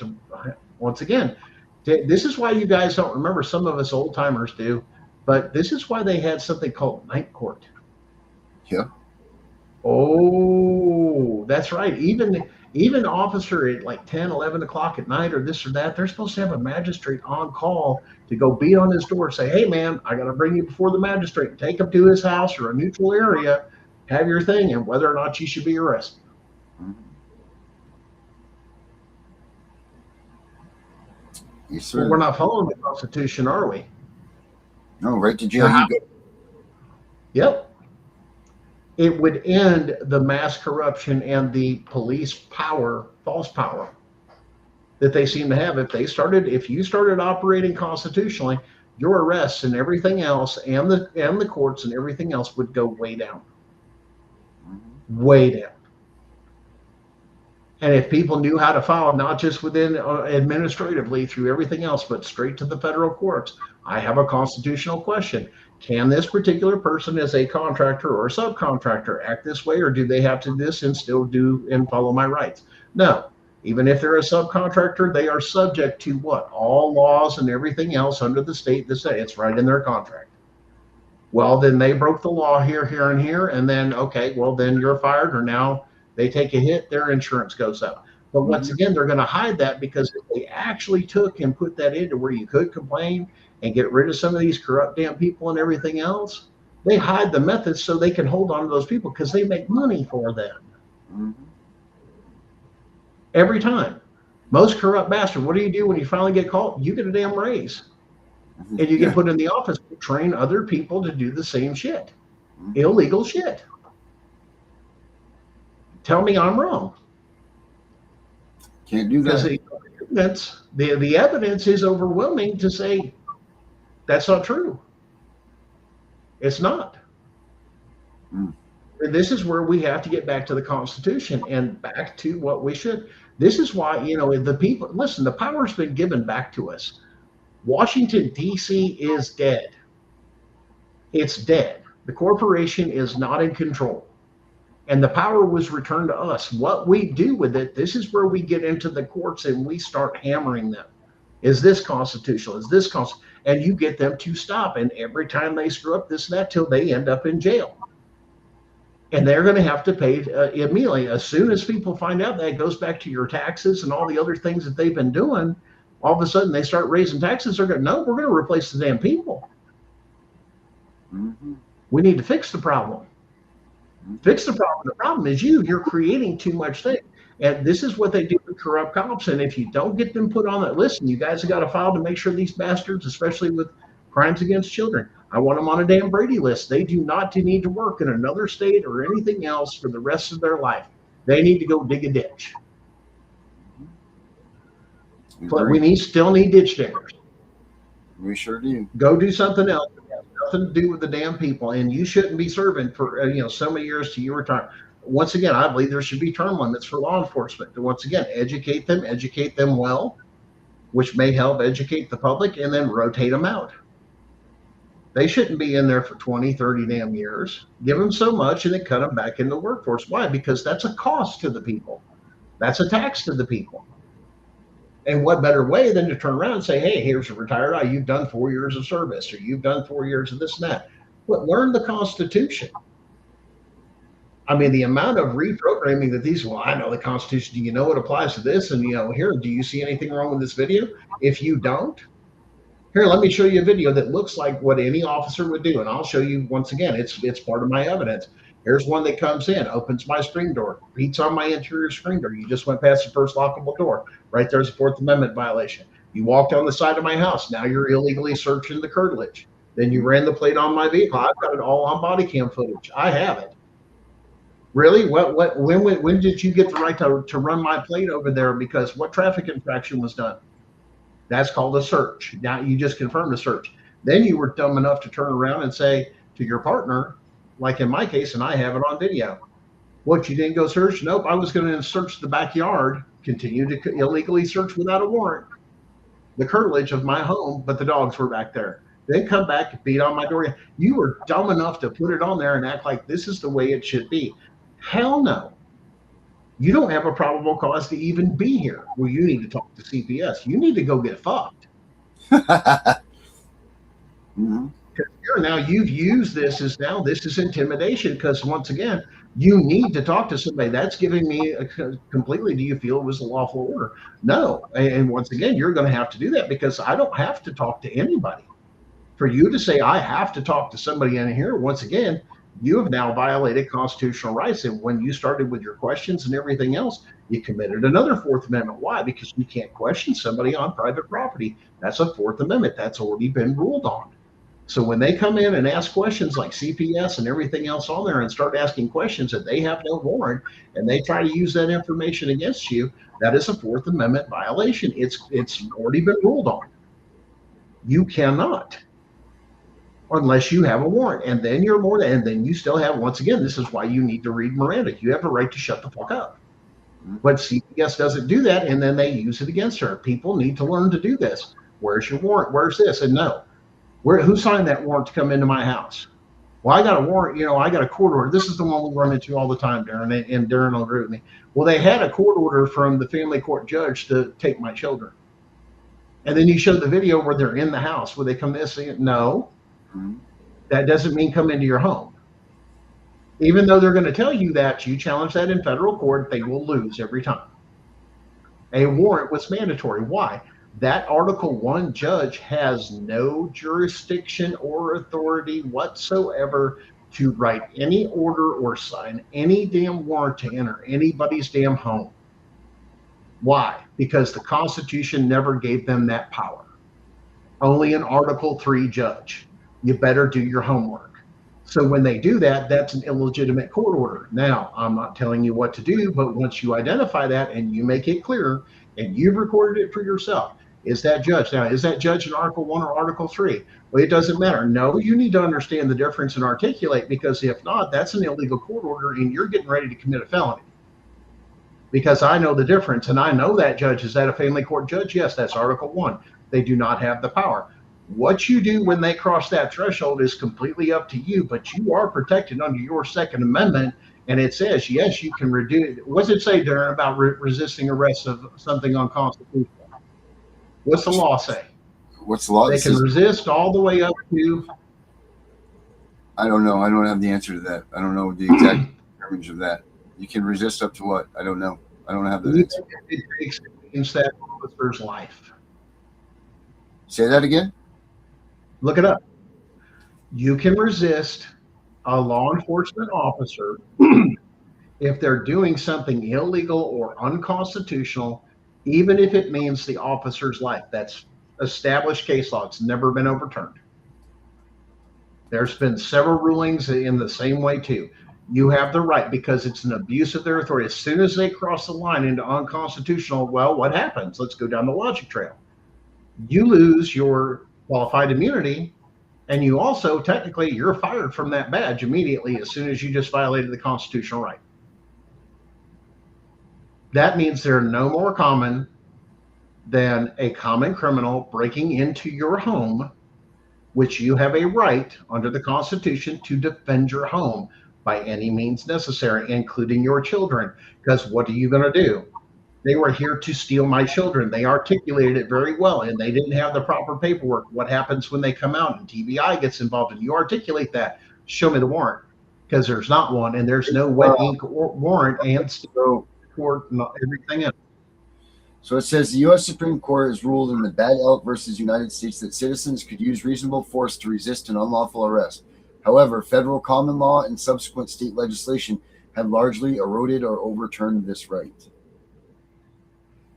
Once again, do you have a right to be a tyrant? Once again, it's how you fought those cases. If I go all the way back to the founding documents that says I have a right to resist under what? The Declaration of Independence. Now, once again, you got to format your argument with this to where you say you were being a tyrant and I have a right. You weren't coming in the official capacity of law enforcement. Why? You violated the Constitution. I have a right to defend myself. There are certain protocols they must have. One, if there's an emergency or something that they need to make entry, you know what the requirement is? Darren? Squawk box right there. Box? On dispatch. Dispatch. Making entry into this and that because of this. They will articulate on the radio, they're required to, before they go in, giving their reasonable articulated suspicion or fact of saying, I need to get in there because somebody's getting ready to die.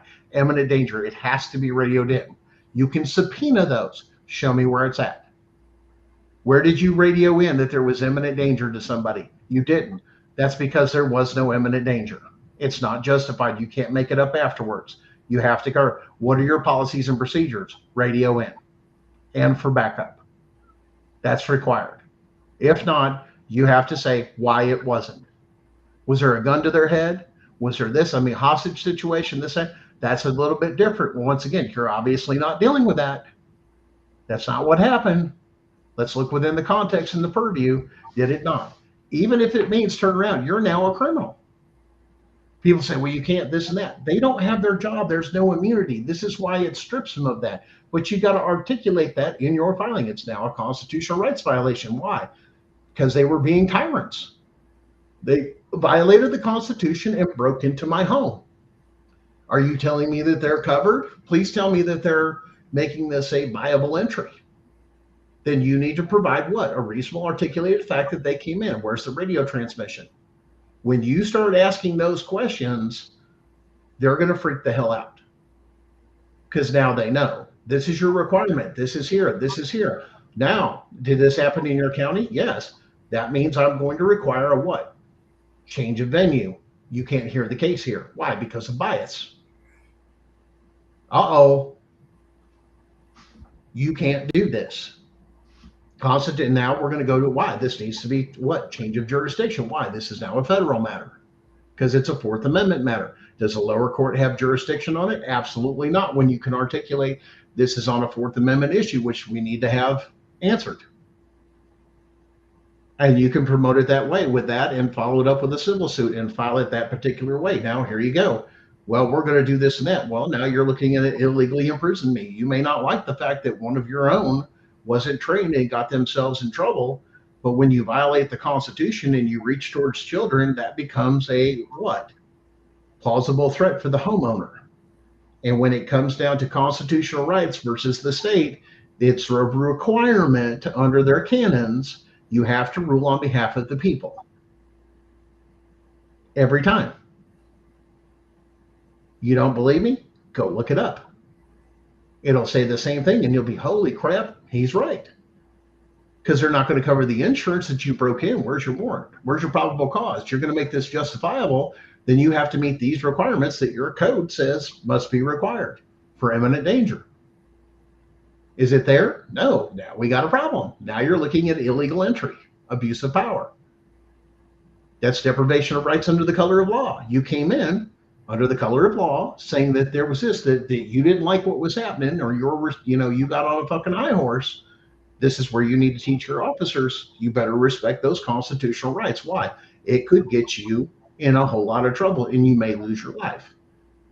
They would think twice. Well, then you've got the whole thin blue line bullshit. Now, we need to do what's constitutional, not this buddy union crap or anything else. You need to act constitutional. You took that damn job, act constitutional. If not, you should not be in that position. Am I wrong? Everybody's supposed to, if you serve in government, you should serve constitutionally. Bottom line.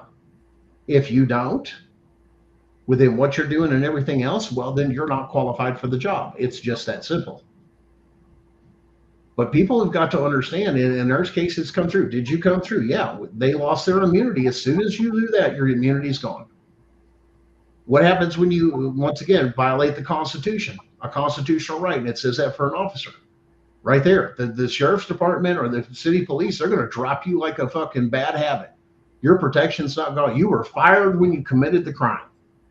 That's exactly what it'll say. And you put all that on record. Well, here it is. Well, now I need to know, Your Honor, did they commit a constitutional crime because this happened, this happened, this happened? And they're going to turn around and they're going to do self-preservation. Nope, he wasn't one of us, but yeah, we're going to be held liable for it. And it happens all the time. Where was your warrant? This is what they fear going behind. This is why they turn around and they try to train officers, get that damn warrant before you even go into that damn house. A good sheriff's department, anything else, we have a warrant, we have a legitimate reason, it's properly done, and they should be trained to know the difference between Article 1 and Article 3. It has to come from Article 3. Your police officers should be trained on that. Law enforcement, when it comes to the house, listen, man, if I catch you out and about in public, you're fair game. I'm going to snatch those kids. But if they're in the house, there's no way. None of you had the power to do that. And you can ask that under a constitutional question if you had that happen in your case. And trust me, the supporting argument for it, it's not going to be hard because the Fourth Amendment it is one of the most well-documented and consistently ruled in favor of the people of all constitutional rights violations. And you can say the same thing, can't you, Darren? Yes, sir. More than the first, more than the second, the House is the most sacred thing and has ruled consistently by SCOTUS, the Supreme Court, everything else, always in favor of the American people. Always has and always will, because you can't. That's why it was put in there. The problem isn't the fact that it's doing it wrong. It's the fact that they're not trained and they need to get their damn egos out of the way and put shit in check. But when you have these good old boy systems that, they think it's like a club and some of these other things where people don't understand this and that, you realize you put yourself in harm's way by doing unconstitutional, stupid shit? Mm-hmm. You mean you weren't trained that part of your police academy or anything else?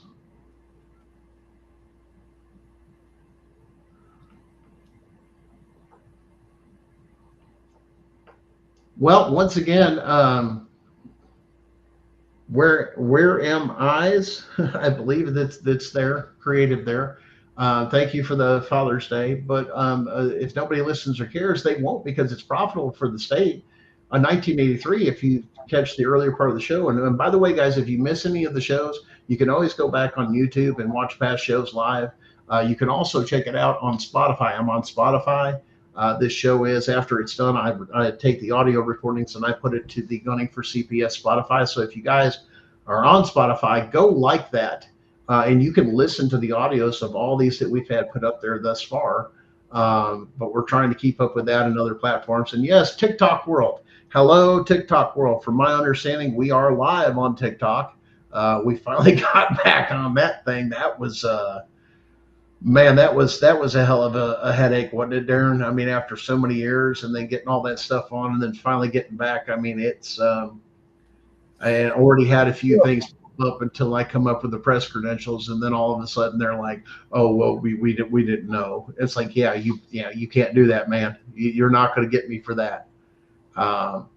Yeah, go back and you can rewatch the show after the show ends on YouTube. Give it just like, I think, a half hour or something like that, and you can get back on it. But guys, this is so important, man, that you got to learn your rights. You got to learn some of these processes, and you can't just, well, I don't feel like it. My life's too late. Listen, if your kids are that damn important to you, then you're going to learn this stuff. Let me tell you something. And you may not be real good, but once again, when you guys start coming together, and this is what we've been talking about, Darren and I and several others, when we start coming together and put all the bullshit aside, stop with the hero damn syndrome, find stuff that works, educate people on it. But the problem is we've got so many advocates out there giving false information, false hope, or here, let me just get to the point your kids are taking, then I can help you. No, we need to stop this in to where they don't, because once they get the money in, now they've got your kid on the registry, they got all that. We need to stop it from the beginning. And like I said, that's why this federal case has been filed, is to end CPS, not just here in Tennessee, but in all 50 states. And like I said, the evidence is overwhelming. We are getting a louder voice, guys, and it's because of you out there, our audience, that we've become more popular. People are starting to talk to each other. People are speaking up. They're protesting. They're showing up to the meetings. They're calling out the corruption and the bullshit. They're demanding answers after everything. I mean, we've got this big, huge thing of information that's now been revealed from not only the stuff that was declassified, but man, there's a lot of stuff declassified that never should have been, man. And the people should have known. And that's where it goes to show you there are people that think we should operate like other countries, to where the government should keep these things quiet, or this is that. And that's not the case. We're supposed to have transparency, because we, the people, rule this country, not the government. Those are our elected and appointed officials that represent us in our best interest.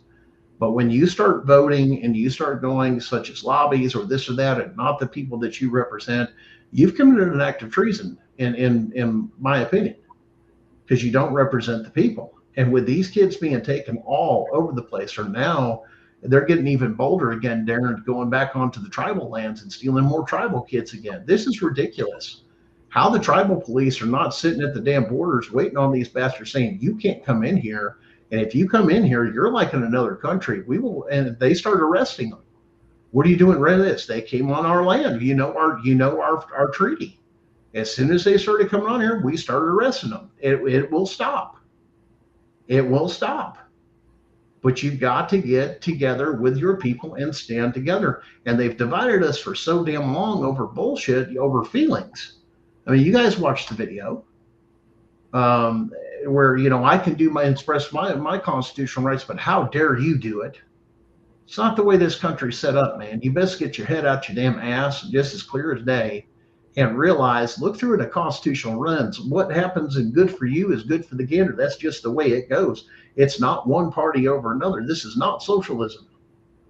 This is a constitutional republic. If you don't like it or can't figure it out, move to a country that more suits your capabilities. If you can't get a grasp on freedom in a constitutional republic, leave. Go to a place that you actually, they practice what you do. And I guarantee you, you're going to hate it. You don't believe me? Look at Italy. Look at Ireland. Italy's had enough. They've been on strike for months now over this stuff. The European Union. Did you see that, Darren? The European Union I sure did. thing. Send them back. Send them back. Yep. I don't know. You can't. Yeah. We're living right. Overrun the whole damn town, man. They came right into Yeah. the Capitol. They merged on the whole Capitol. All the citizens did. We the people have a voice in any country if you band together with your people and demand change. We've seen this, but when we've got people going behind our backs, or even our own government, such as the CIA and some of the other things that we need to get a handle on, this needs to stop. I mean, some of this other stuff, it needs to stop. And especially to the American people, how dare you? Because there's people out there that have evil in their hearts to do evil things and this and that, but our Constitution forbids it. And just apply the damn Constitution. And then when we catch these bastards, we make the penalties for violating this stuff. Go back to what the Constitution says. Hang the fuckers. If they're guilty of something outside your county, this and that, your judges and magistrates that violate the Constitution, let them swing, as the Constitution says. Once they're found guilty, that's their punishment, death. Matter of fact, it's very descriptive. If you go back and you look at Carl Miller specifically says, if you find out that they're doing this, a magistrate or a judge, this, that, and the people get together and find out that this has been happening, you take them to the edge of town, you build the gallows, and you hang the bastards, and you let them hang there for so many days, is what it says, to remind the people this will not be tolerated here.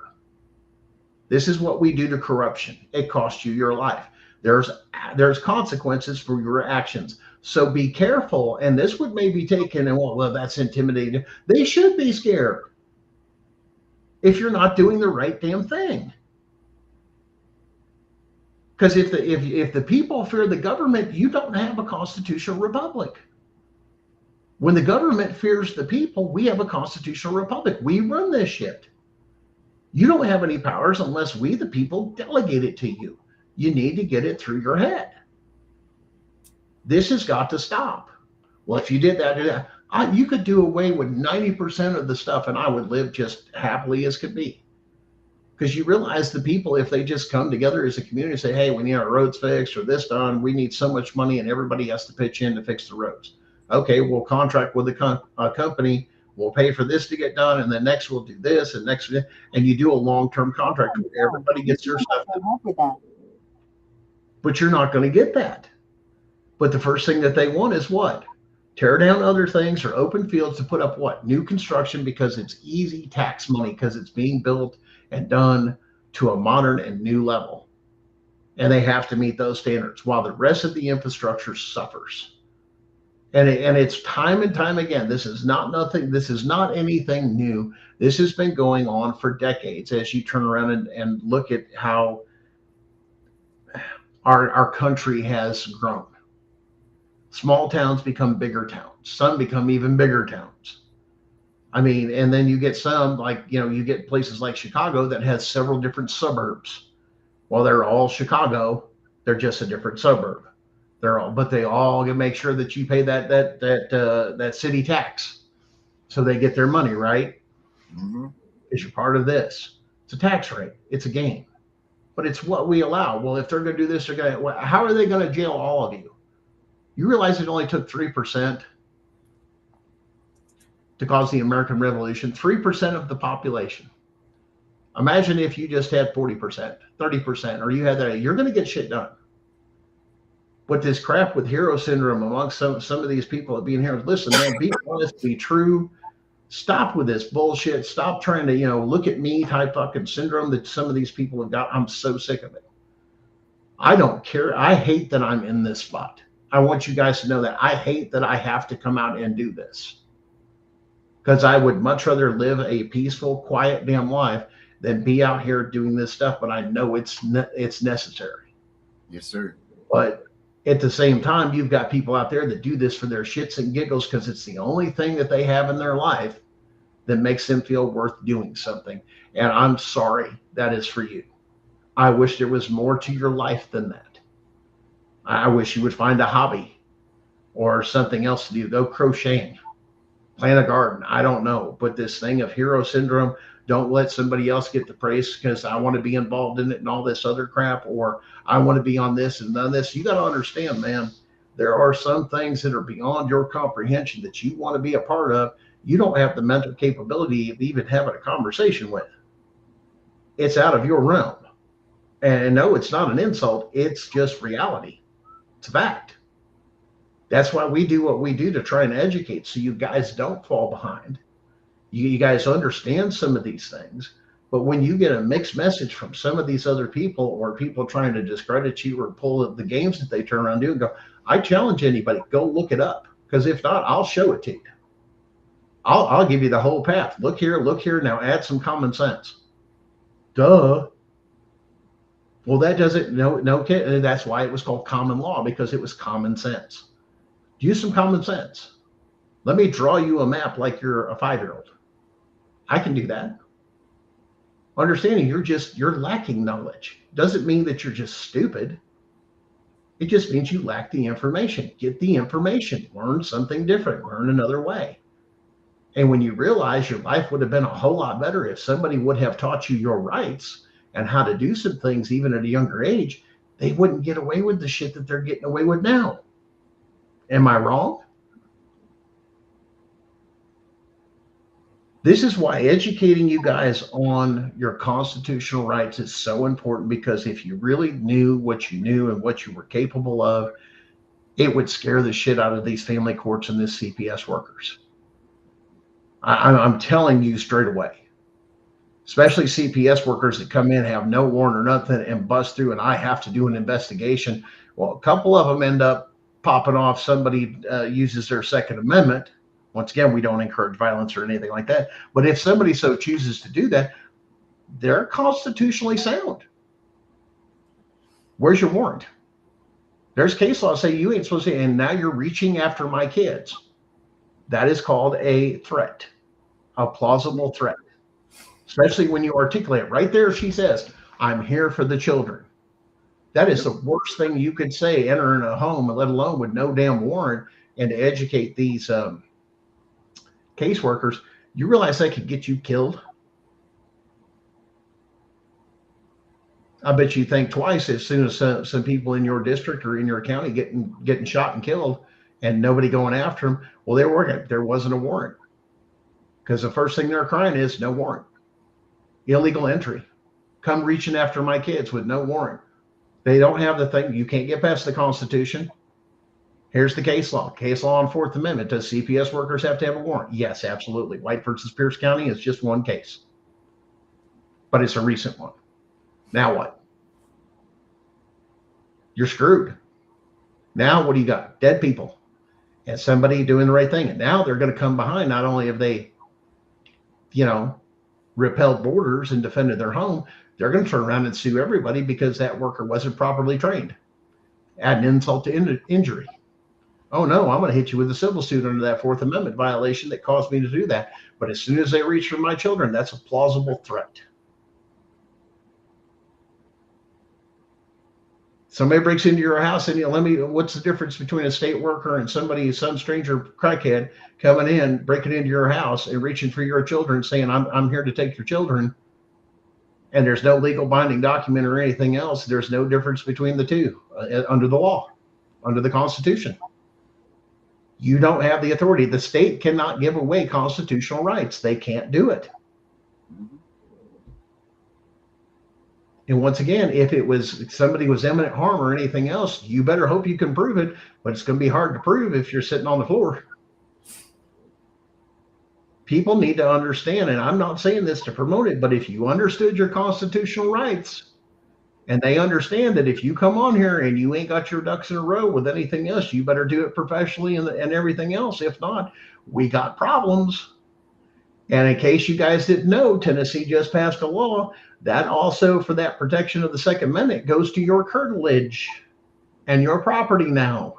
So just stepping on the land is the same thing as entering the house. You're going to play a game of fuck around and find out you don't want to play. And for anybody not to educate you on that, shame on the state for not educating people on putting themselves in harm's way like that. you're going to get somebody killed. And then that family is going to sue the state because why? You never educated them that they weren't supposed to do that, because that'll be brought up in other things. And then there's going to be criminal charges, and then there's going to be all sorts. And now you're going to have a mess. People don't want it to do bloody. We want you to correct this before it becomes an issue to where history tells us it has a pattern of doing this shit and how the courts are going to rule. If it's a constitutional rights violation, everything's null and void. You can't prosecute them for a crime for defending their constitutional rights and the rights of their children. But you got to, once again, you got to take and go through that. Yes, there's a recent thing that was passed, perhaps in Tennessee. It was just this year. I think it goes into effect July 1st, if I'm not mistaken. But yes, that does go with the curtilage law that they just took and rolled on that includes your lawn and your curtilage. That's also defendable as part of and covered under the Fourth Amendment is what the Tennessee law says. They're defining it. So now it comes on to that, because there's been too many people in Tennessee that's been shot when they've been on somebody's land and not been there, and there was probable cause, and then they tend to catch a case. This will actually overturn several rulings in cases because it's a constitutional issue, to where some people are actually going to get out of jail for this, because you do have a right to defend, once again, your curtilage and everything else. It's easy to find. It's on the Tennessee recorder through there that you can look into it and search it under Tennessee.gov and look at law changes. But yeah, that was voted in, that it covers that stuff, and people are freaking out with that stuff. And it's like, no, this is the way it should be. It should be constitutional. And the thing that gets me, Darren, I don't understand how constitutional things such as, Second Amendment things and how they define it or anything else. Once again, this right there is unconstitutional that a state is even defining this, because the Constitution defines this. You can't further restrict you can add to, but you can't restrict. And if that is constitutional, then it's been constitutional from the beginning. So let's make sure that you do that and explain that. So when you get rulings like that and you say, hey, listen, this was found to be unconstitutional. So if it was unconstitutional this day, that means it was unconstitutional 5 years ago. Exactly. Yes. This is where you file under things like in Tennessee be a Rule 60. Hey, the law's changed. We need to file this because, this has gone on. And if it was, once again, it's a constitutional matter, then if it was unconstitutional today, then it was unconstitutional 5 years ago. So that's your argument. Once again, that's how constitutional questions go. And you can get away with some things that if you answer the constitutional question, the court does on a separate matter. And let's put it this way. When you do a constitutional question, your case doesn't have to go through the whole process of you get a win. Okay, the court answers the question like they have been doing, and you file it the wrong way under your complaint and put it in that way instead of separately. That within that complaint, that goes with your case, and then it establishes once it's been they've gone through the appeal process, and then it's kicked out. You know what I'm saying? In other words, you still win. They just reject it completely, or it goes to SCOTUS, which is the way you go to SCOTUS is through the appellate court. You can't just.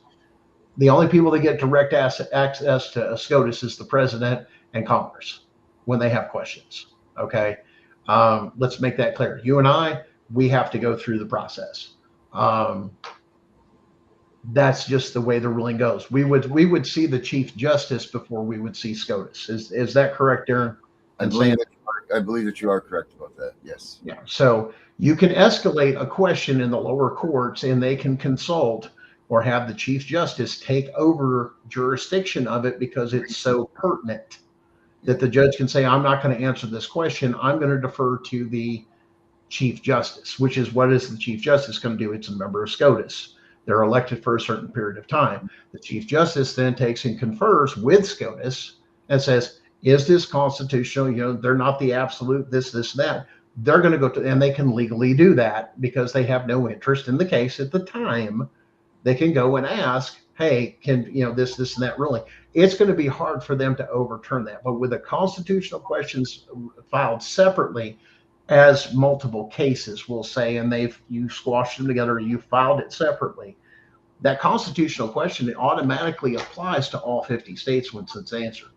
You don't have to go through the appellate court. You don't have to go through um, once it goes to the appellate court, it becomes national case law. You don't have to do that for a constitutional question. This is why it's applicable tremendously. If they don't like that answer to the constitutional question, that judge answers on that, then they would appeal that to the higher court, which 90% of the time on a constitutional question, they're going to get their ass kicked, especially if they're doing within purview, which is why I'm encouraging you guys, use sitting SCOTUS books in their frames of minds and ideals and quote them within your filings will help support your case of saying, listen, I already know how SCOTUS thinks and I already know how this ruling should go if it goes to SCOTUS. Why? Because, you have, Clarence Thomas says it, right here in this book, or says it in, beyond the ruling, just in his book, in books, or Scalali, or some of the others of saying, here, this is the way they're thinking. Why? Because they've already written about it. And I can challenge now that SCOTUS member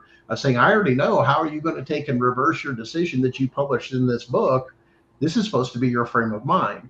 Because when you do that, they're going to give you a dissertation of why it was rejected or why they didn't do it.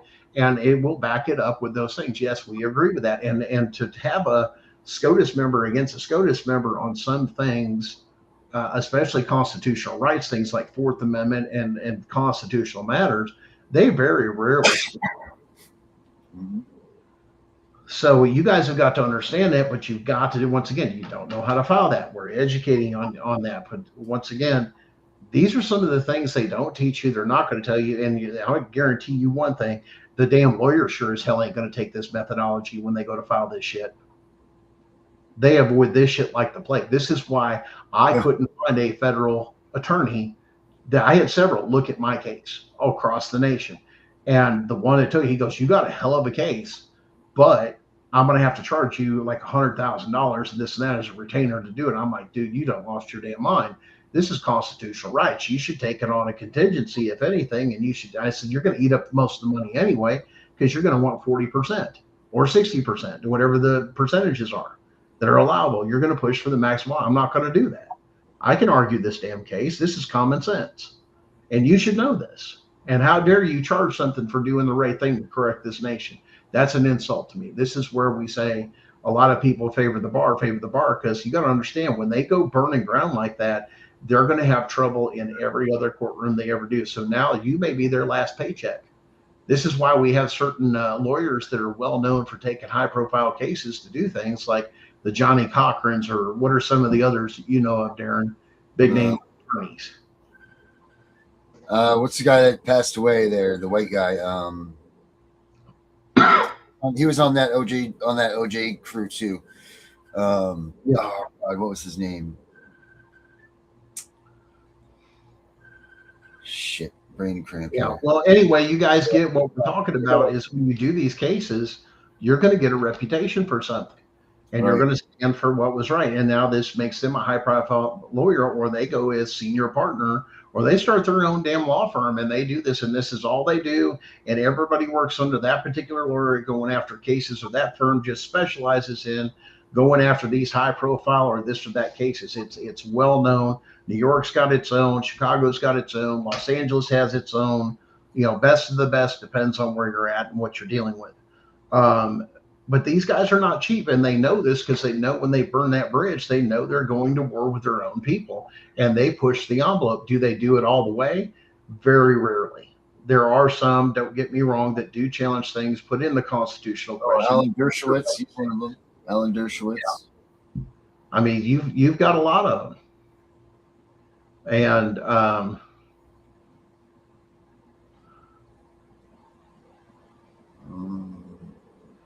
well, one, Michelle Branson, the first thing that I would take and challenge for forensic interviews is did the child have a civil rights attorney present when they were questioned? Because the DOJ is very clear in their criminal resource manual and other manuals that the DOJ uses, that juveniles have a constitutional right of both Fourth and Fifth Amendment. And as we discussed earlier, the Fifth Amendment deals with Miranda, which Miranda says you have the right to an attorney. Where was the child's attorney when they were questioned? Now you can't use that. Why? Because an attorney wasn't present. It's once again, it's bias. It's the magic thing you guys have been looking for on when it comes to forensic interviews and how they coach them and everything else. Is the first question you ask is going, where was the child's attorney during the questioning? Even if law enforcement was present, that's not a civil rights attorney. A civil rights attorney is supposed to be assigned to that child immediately for that case. Why? Because both parents are under investigation. They can't even do that, because then that goes into a conflict. Like, in my case, we were both on there. So that meant an attorney was that. Well, a GAL, no, a GAL is not there for that as a civil rights attorney. They are there on behalf of the state and the child's best interest, not for their constitutional rights. Once again, you're not protecting their rights. Why? Because they were supposed to take, and you come back to, now you violated the child's constitutional rights, and you quote that, you put that in your filing. There's now a conflict, and then you want a constitutional question on it. You've got every bit to do it. Is a forensic interview allowable in court or even family court if the child was not provided a civil rights attorney present when the questioning happened? And it says, and which is mandatory, which is also followed by the Department of Justice, and quote right there in there where it is and exactly all that other stuff. And then you quote the case that rights can be given but never taken away. Now you're looking at a complete different thing. Now you can't use that. That is fruit from a poisonous tree. Why? Because the child was never, once again, given a Miranda. The child was never given a constitutional attorney to protect their rights during that questioning. That is illegal. You've obtained that illegally and unconstitutionally. You guys want that information, trust me, and push that issue all the way to the Supreme Court is what I'm encouraging you to do. Once again, not legal advice. That's what I would do, is type of thing, is I would push it all the way. Why? Because the Constitution's clear. And when you say, hey, the Department of Justice, the highest in the land, follows this, that means the states must follow it. Anything you follow federally must be followed by the states. You catching me, guys? You can use federal, but you got to know how to do it. No. You can't, because if the DOJ, in other words, the entire top tier of the judicial branch, has to follow this, so do you. And if you say you don't, that's an act of treason. And you put it in there, it's an act of treason. Yes, sir. Because now, what did you violate? What did you violate? The Chevron doctrine. You see how it's all connected now? You violated the Chevron. You don't get that decision. That decision's been made for you, and under the Chevron doctrine being overturned, you must do is what you were damn told to do by your state Supreme Court and by the federal courts, by law. You are now bound. And then your procedures and the powers and everything else you have, now you go into SEC versus Jarsky that took away all their powers.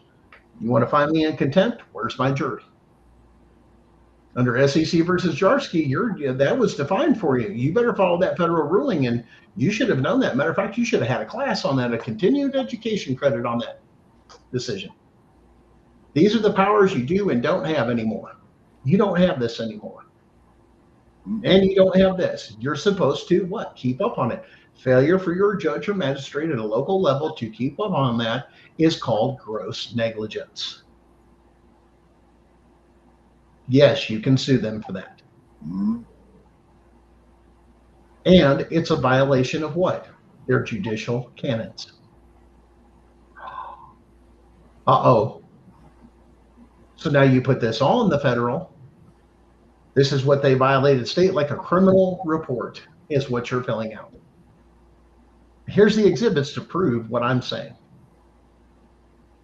That's your filing. That's your initial federal 1983 filing that we have found out gets through the first section. Keep it simple. Keep it stupid. Once you're in, you're in. You've made your base argument. Then you can add all the rest of the stuff when it comes to your feelings. Those are called punitive damages that you can ask for. And you request that in your relief section of your complaint. But don't go into it in your filings like a fucking moron. Yeah. Blowing your They'll kick you out so fast.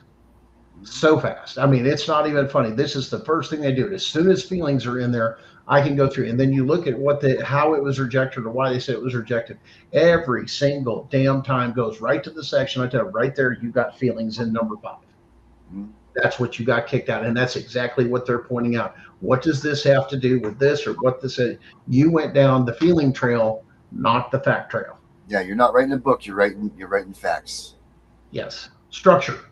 Here's the Right. structure of each. Here, guys, let me give you the structure, and Derek can chime in anytime. Here's your structure of complaint line by line. Your structure should be: this is the crime, constitutional crime, Mhm. how you were done, or description of how that was done, and who was involved. You Mhm. can include state, you can include federal, all the different codes, because you're in federal court. You can now use the federal. You can even say they violated their own constitution or their own policies and procedure code, and you be very specific at it. Mhm. And then you tell how you were damaged or how you were implemented. In other words, this caused me great stress relief, this, and that through here. And go, but don't be, once again, don't cry on the shoulder to where the complaint is two or three sentences, and then you go on for 2 paragraphs of how you felt. That goes out when you go before the jury. Mhm. They can imagine how you felt just from the crime. Let them guess how you would feel if this happened to me. That's what they're going to go through. But when you don't do that, like I said, and yeah, we've run over tonight, and there's a reason we've ran over tonight. And I've asked for Darren's help here, is because this is so basic that you guys are putting the cart before the horse on a lot of these times. Keep it simple, stupid. Tell me that there was the First Amendment violation. Okay, give me a description of how the crime occurred and how you see that the crime was incurred. Tell me the people who were involved into it, and then once again, the last part of it is how I was damaged. Why? Because it's a civil case, and you can go on. Once again, you can put in that words. You can only once again you can go in there to the things of going in there. Irreparable harm. You can just put that on there. When you get to court, that's when you get to elaborate on that irreparable harm. That's for in the court. There's things for the paperwork and things for the courtroom. Okay, and you've got to get this right here. Karen's got this here. Statement of your claim. Your relief, who it's going to, what jurisdiction, making sure that you're telling the court why they have jurisdiction or why this court has jurisdiction over this case. Who were the perpetrators? Who was this? Who was that? Those are the things of this and that. What relief are you seeking? Are you seeking monetary damages? Or are you looking to a change in case law? Are you claiming a whistleblower status? This affects more than you and somebody else. Is it tied to the False Claims Act where they received federal funding and they obtained it illegally? Can you articulate how they do? Just don't say that they did. You have to be specific in your filing of how this was done. Or you go into conspiracy, how they conspired. You have to have a thing. So and so in this conspired with this, and that to do this. You can list it out by each violation. The rest of the court can pretty much infer with a lot of stuff, and then that's what the hearing's for, is to bring out the details. And then you go through, like I said, make sure that you're signing it with your wet ink signature. That wet ink signature that you put at this, that's original. That goes on the file. That goes on your particular case file. Anything after that, you get copies of it. So all the originals get filed with the court. That's law. Wet ink. Make sure you use blue, right? Not black. Blue ink is legal. Don't use a Sharpie. Don't use red ink. Don't use anything else. Blue ink is required for there. Yes, ink colors do matter in filings. Is that correct, Aaron? Yes, sir, it does. So this is why this is important, and you guys need to know this as you're doing this stuff, because we don't want you to fail. We want you to succeed. We need you to understand, but you have got to get off this thing with this. And like I said, coming together, that is the thing we've got to do. We've got to end the hero syndrome. We've got to come together. We've got to get people, do your own filings. File this. This is do your due diligence. Use some AI to help you, but don't run to Chat GPT for everything. Don't take any and everything for granted. Do your research. If it says it in there, you better take it, or it cites a case that some of your AIs are coming up with, unless you program your own AIs, which I know that's something that you can do. It is acceptable by the court to build your own AI from your own thing. You have to, once again, introduce it. But once again, it's used as an ADA tool, that you've got to turn around and do. Otherwise, they're getting a lot of these AIs and trying to put this out as here as practicing law without a license. But which, what wasn't been turned, then all of a sudden, like all the different law firms and some of the other Cornell and everybody started putting on their own AIs. And well, here we're part of the law system. That way we could shut everybody out on sales from doing other stuff. There's all sorts of things. Use what works for you, man.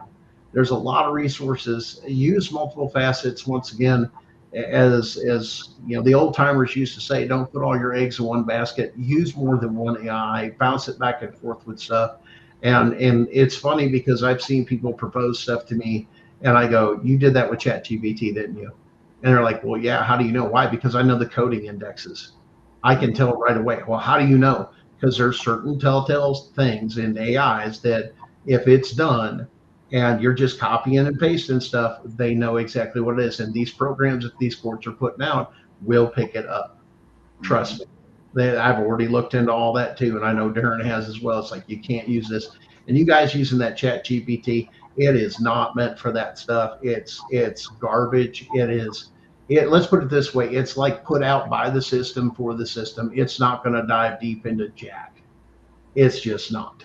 Like I said, there may be a way to program it, but I've never had any, like I said, and it has telltale signs of doing exactly what it's meant to do, is to show the court, yeah, I'm using AI, which I think there's a bunch of cases on that now, isn't there, Darren, with filings that lawyers are freaking out of, well, it's not a lawyer, they got to put a disclaimer on it, or, all because they're afraid of eliminating all these lawyer jobs by just using AI. So that's a big thing. Step up their game then, don't they? Well, yeah, well, like I said, even the courts, and it was funny because a couple of them, judges were getting popped using Chat GPT, and so were these lawyers. Everybody else go, what the hell is this shit? And this doesn't even look right. It's saying people have been catching. It's like, well, wait a minute. If lawyers can use it and judges can use it, well, then we, the people, have every right to use it. And then, that tightened things up because what's good for the goose is good for the gander. Don't tell me a certain select group is able to use this and others are not. Once again, this is lazy. And here's the other thing, and this is what's going to bite one of my judges right in the damn ass, is when they have the prosecution write up their final orders. Whose job is it, Darren, to write up the final orders? That would be the judges, right? Yeah, that's their job because they sign their name to it. Mm-hmm. So when they don't do it and they do it on there, what else does that show? That shows conjecture between CPS or the plaintiff and the judge. That's called extreme bias, is it not? But you can put your final orders, your wishes for the final orders on your complaints for the judge to sign off on. But a judge is supposed to do on its final draft, those are motions in this, but on final orders, they're supposed to write them in their original format because it's their decision. Yes. Not the prosecution's. Therefore, the prosecution can't write it. Gotcha. Here, write this up for me and I'll sign it. No, that's illegal. Why? Because this is supposed to be your own original dissertation and how you viewed the case, not how the prosecution viewed it. It's how you viewed it, Your Honor. Did you just commit fraud upon the court? Oh, you did. Because you're even dumb enough. Well, it says right there that they wrote this up, so you just admitted to the fact that they just imitated a judge. Yep. And that you guys are conspiring with each other. Yeah, right there's the evidence. You see how I spun that around? How a lot of people don't look for that type of thing. Well, look at your. They mail it or they email it. You got wire fraud. You got mail fraud. You got all of those things. Mm-hmm. Wow. Look what we just uncovered where everybody's going, oh my God, they did that to me. Congratulations. Now you have information for your federal filing and you can articulate it. Mm-hmm. Now go look up the case laws and some of the other things to support all that, or talk to these AIs and do some research. AIs are great research tools. They're a tool. Mm-hmm. But go through and look at the stuff the right way. Mm-hmm. Article 1 courts are not supposed to be handling anything. When there's that, matter of fact, the reason they're dealing with it, Jennifer, um, Brabson, is the reason is people are not filing to correct the court so they don't get away with it. Because you turn around and say, you don't have jurisdiction over constitutional questions, and I'm going to follow the procedures, which if you have an attorney, they're supposed to know that, which is what? File on the lower court with the constitutional questions and a stay, and then turn around and notify both the Attorney General of the state and the U.S. Attorney of the constitutional question and file it under 1983. Ask the question and then ask for federal oversight. You can do it anytime, even if the 1 or 2 days in the middle of your case, you ain't even had a hearing. Oh, I got a constitutional question. Why? Can they enter my home without, this and that, let alone bring charges and other things that led to that? Or is this fruit from a poisonous tree? You can ask that. No warrant entry. And they're going to say, well, we have the right. And they're going to, then the federal court's going to turn around and tell you, no, you can't. But once again, it's how you put it together. This is why. And like I said, you got to tie their hands. Don't look to succeed. Look where you're going to fail. Oh, did you hear that? Analyze your case on how it would fail, not on how it would succeed. Because if you look for the places you would fail and you shore those up and you close those loopholes, now they can't kick it back. And yes, there are ways that you can make sure they never kick it back. Otherwise, literally, they are committing treason. And then you appeal it to the higher court and call them out for it. Like, for example, I heard from one judge said that, oh, well, we can't hear family law cases, this and that. Oh, no, you didn't. Oh, no, you realize by kicking this out and doing what you did, that also means you violated the Constitution.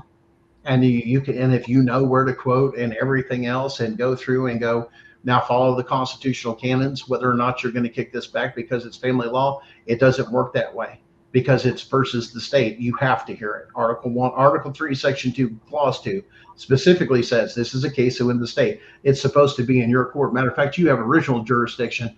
And if you're kicking back jurisdiction and allowing constitutional rights violations, you put that in there as part of your appeal. Would be my wording if that come back to me is then you're making the Constitution null and void and ineffective because here's this, here's this, here's this, here's that, and you must. And believe it or not, that's how that case in West Virginia on CPS and what was it, the adoption agencies and everything, that mass corruption got kicked back and told the court, oh no, you will hear this damn case. They made the Court of Appeals did rule on that. So if you guys are dealing with that, go find that Court of Appeals thing with that West Virginia thing. Use that as case law of saying, no, the appellate courts have already ruled you must hear cases when it comes to family court. Start filing that with that. That make sure that's the thing they'll kick you out on, or you think they will. Well, you have to. Why? The Supreme Court's already decided. Fuck you. You don't get a choice. And once again, let's go to the Chevron doctrine that you have to follow the higher rulings. Now I've tied your hands.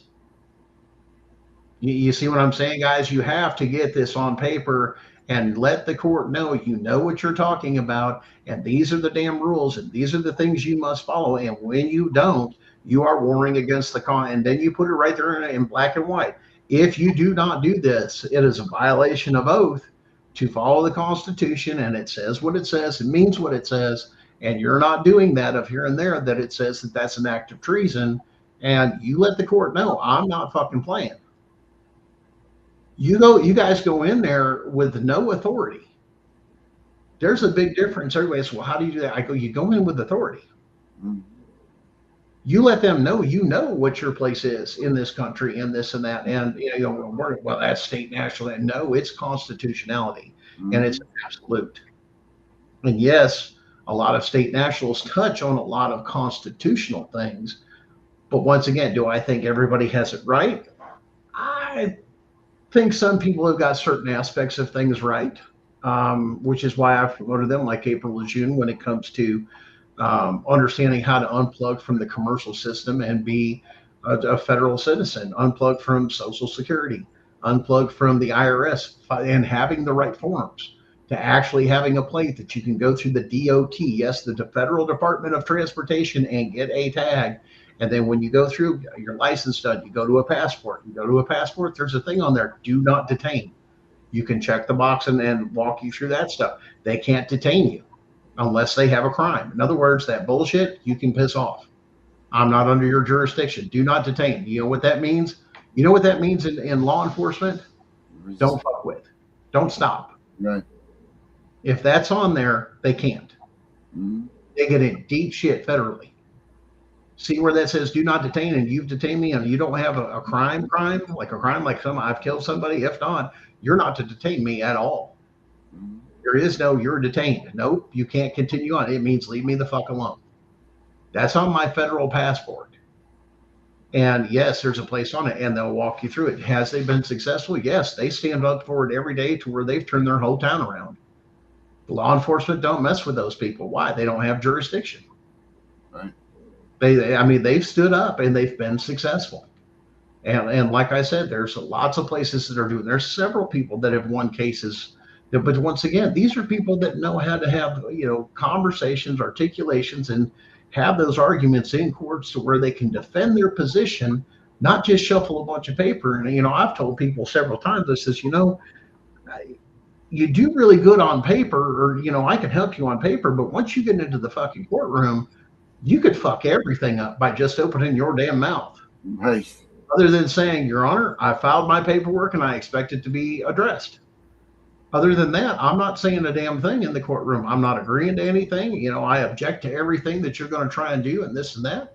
And Your Honor, I'd like to have time to do this. And as a pro se suit jurist person, I'd like to have that ability to research that. Why? Because there's an unfair advantage.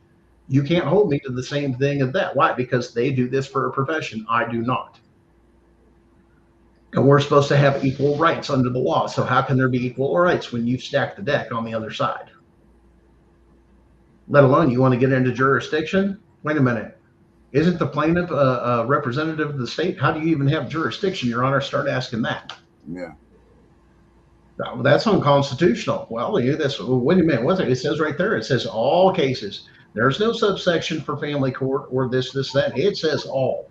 Mm-hmm. And it means what it says. This is why there's going to be a big problem when you guys catch on what I'm doing and what I've got filed and understand, like I've been trying to educate you people on.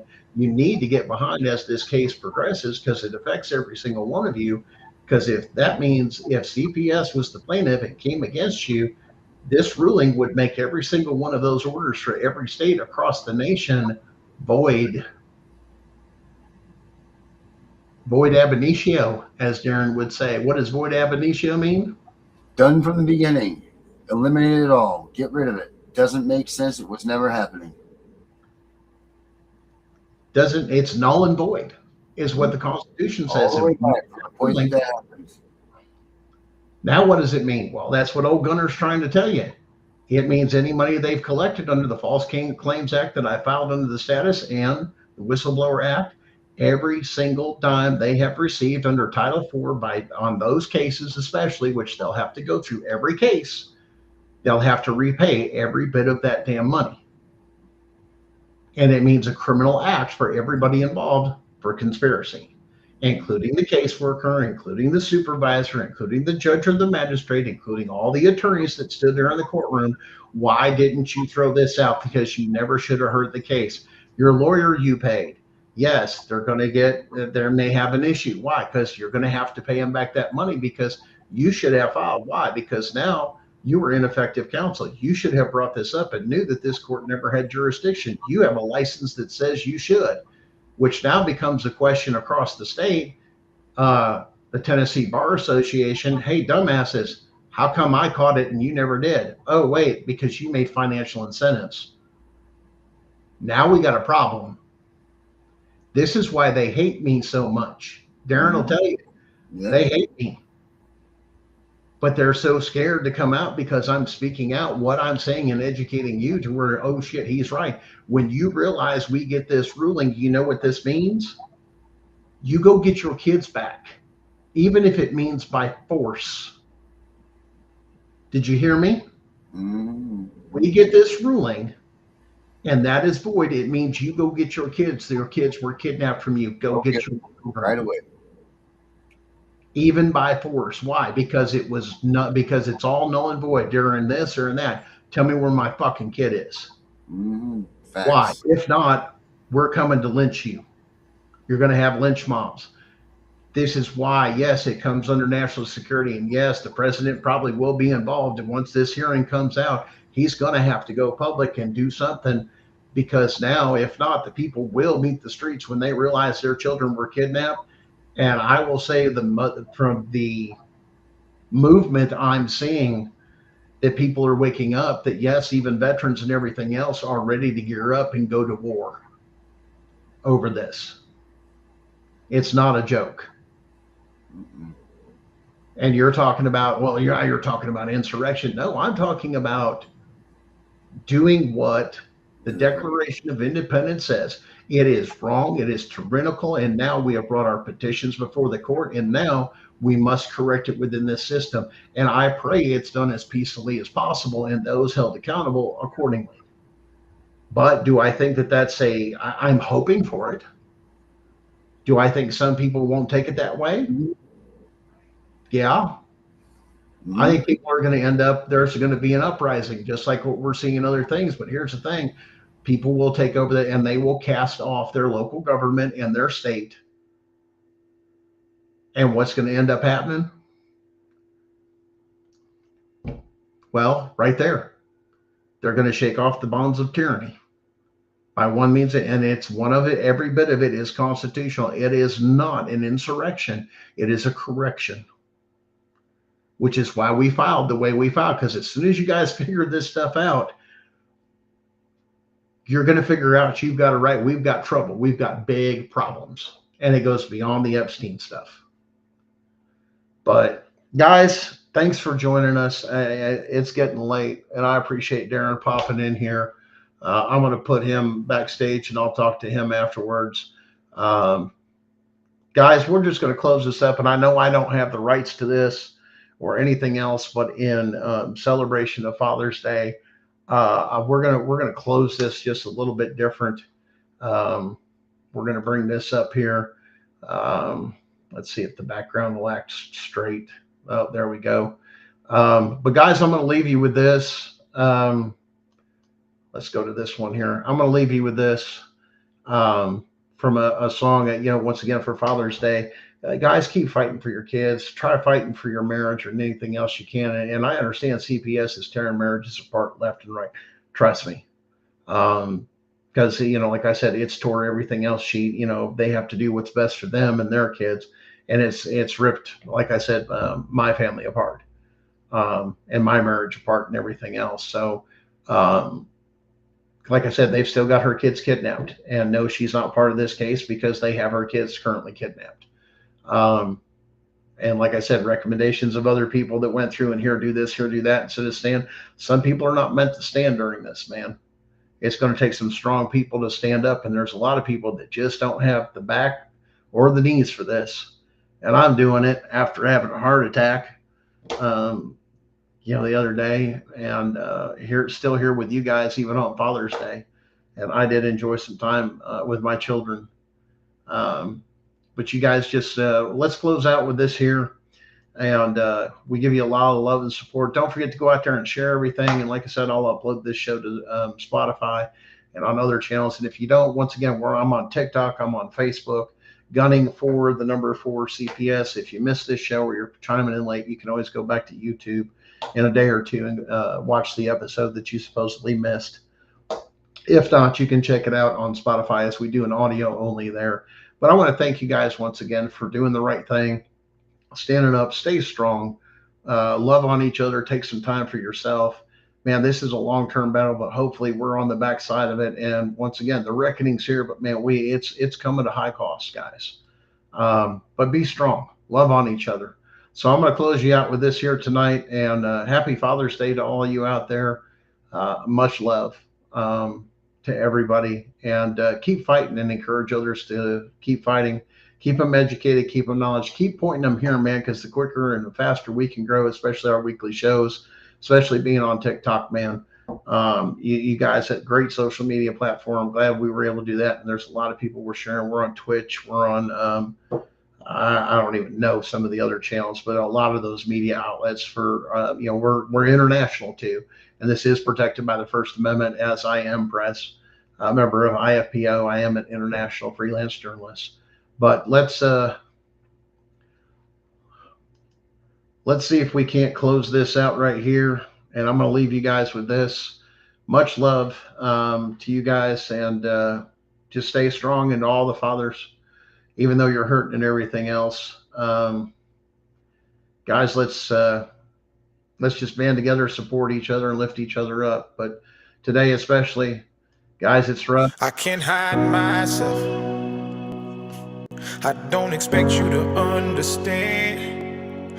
I just hope I can explain what it's like to be a man. It's a lonely road, and they don't care about what you know. It's not about how you feel, but what you provide inside that home. Being a man is what you make it.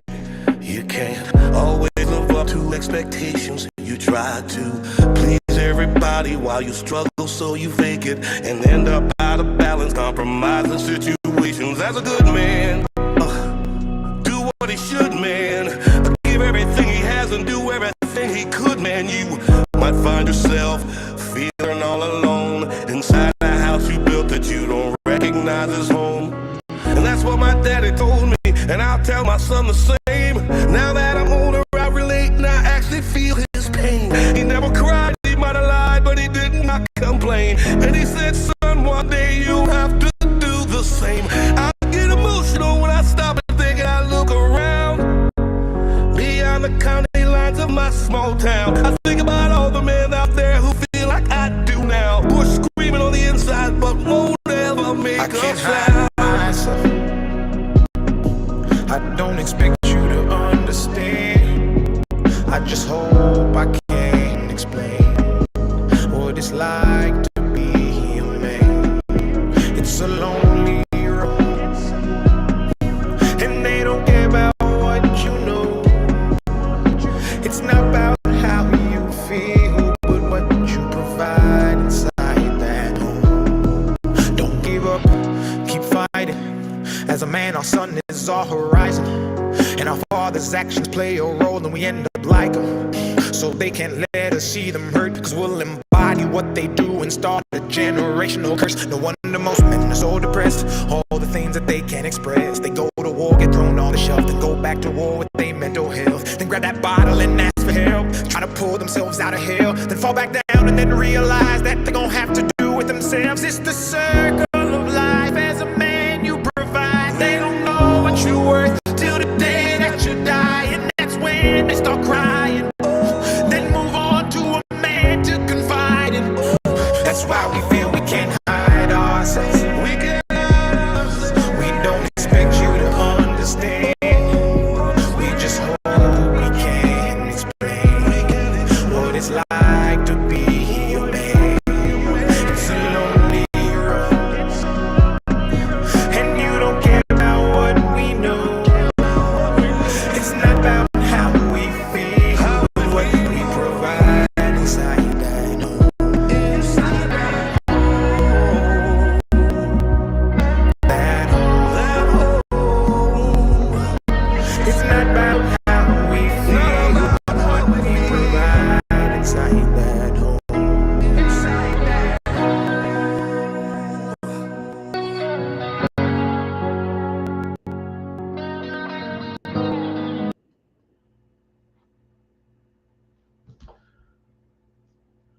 I'll say one last thing. You know, it kind of hit me hard one time when somebody says, the only time a man ever receives flowers is on his casket on his way down into the ground. Don't let that be for the men in your life. It don't have to be flowers. Love and support somebody, because you never know the difference that you may make, especially with suicide so great. Guys, this is Gunner with Gunning for CPS. Have a great week, and we'll see you next week. The system has fallen. Blount County CPS.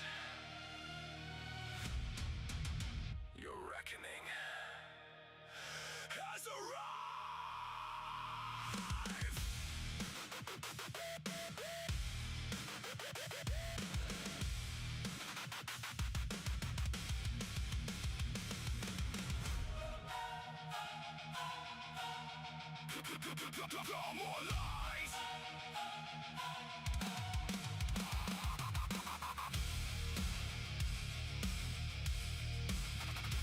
No more lies. Gunner rivers rising from the ashes of deceit. Blount County CPS, your lies have lost their heat. Stormed in without warrant, ripped the family apart. Branded an innocent man, tried to shatter his heart. Fabricated reports, registry of shame. No charges, no trial, just a corrupt game. Now the federal court is watching every crooked move. The hunter becomes the hunted, your empire will lose. Feel the ground shake, hear the thunder roll. The truth is a weapon and it's claiming its toll. This is the reckoning.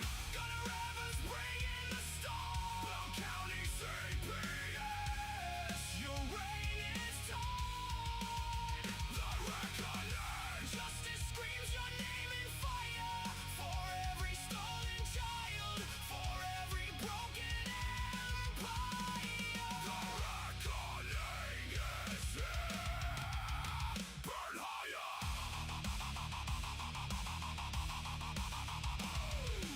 Years of separation, pain they try to hide. Your gunner stands unbreakable, fueled by righteous pride. Blount County DCS crossed the final line. Now the lawsuit strikes like lightning, exposing every crime. No mercy for tyrants hiding behind the state. The people are awake and they seal your fate.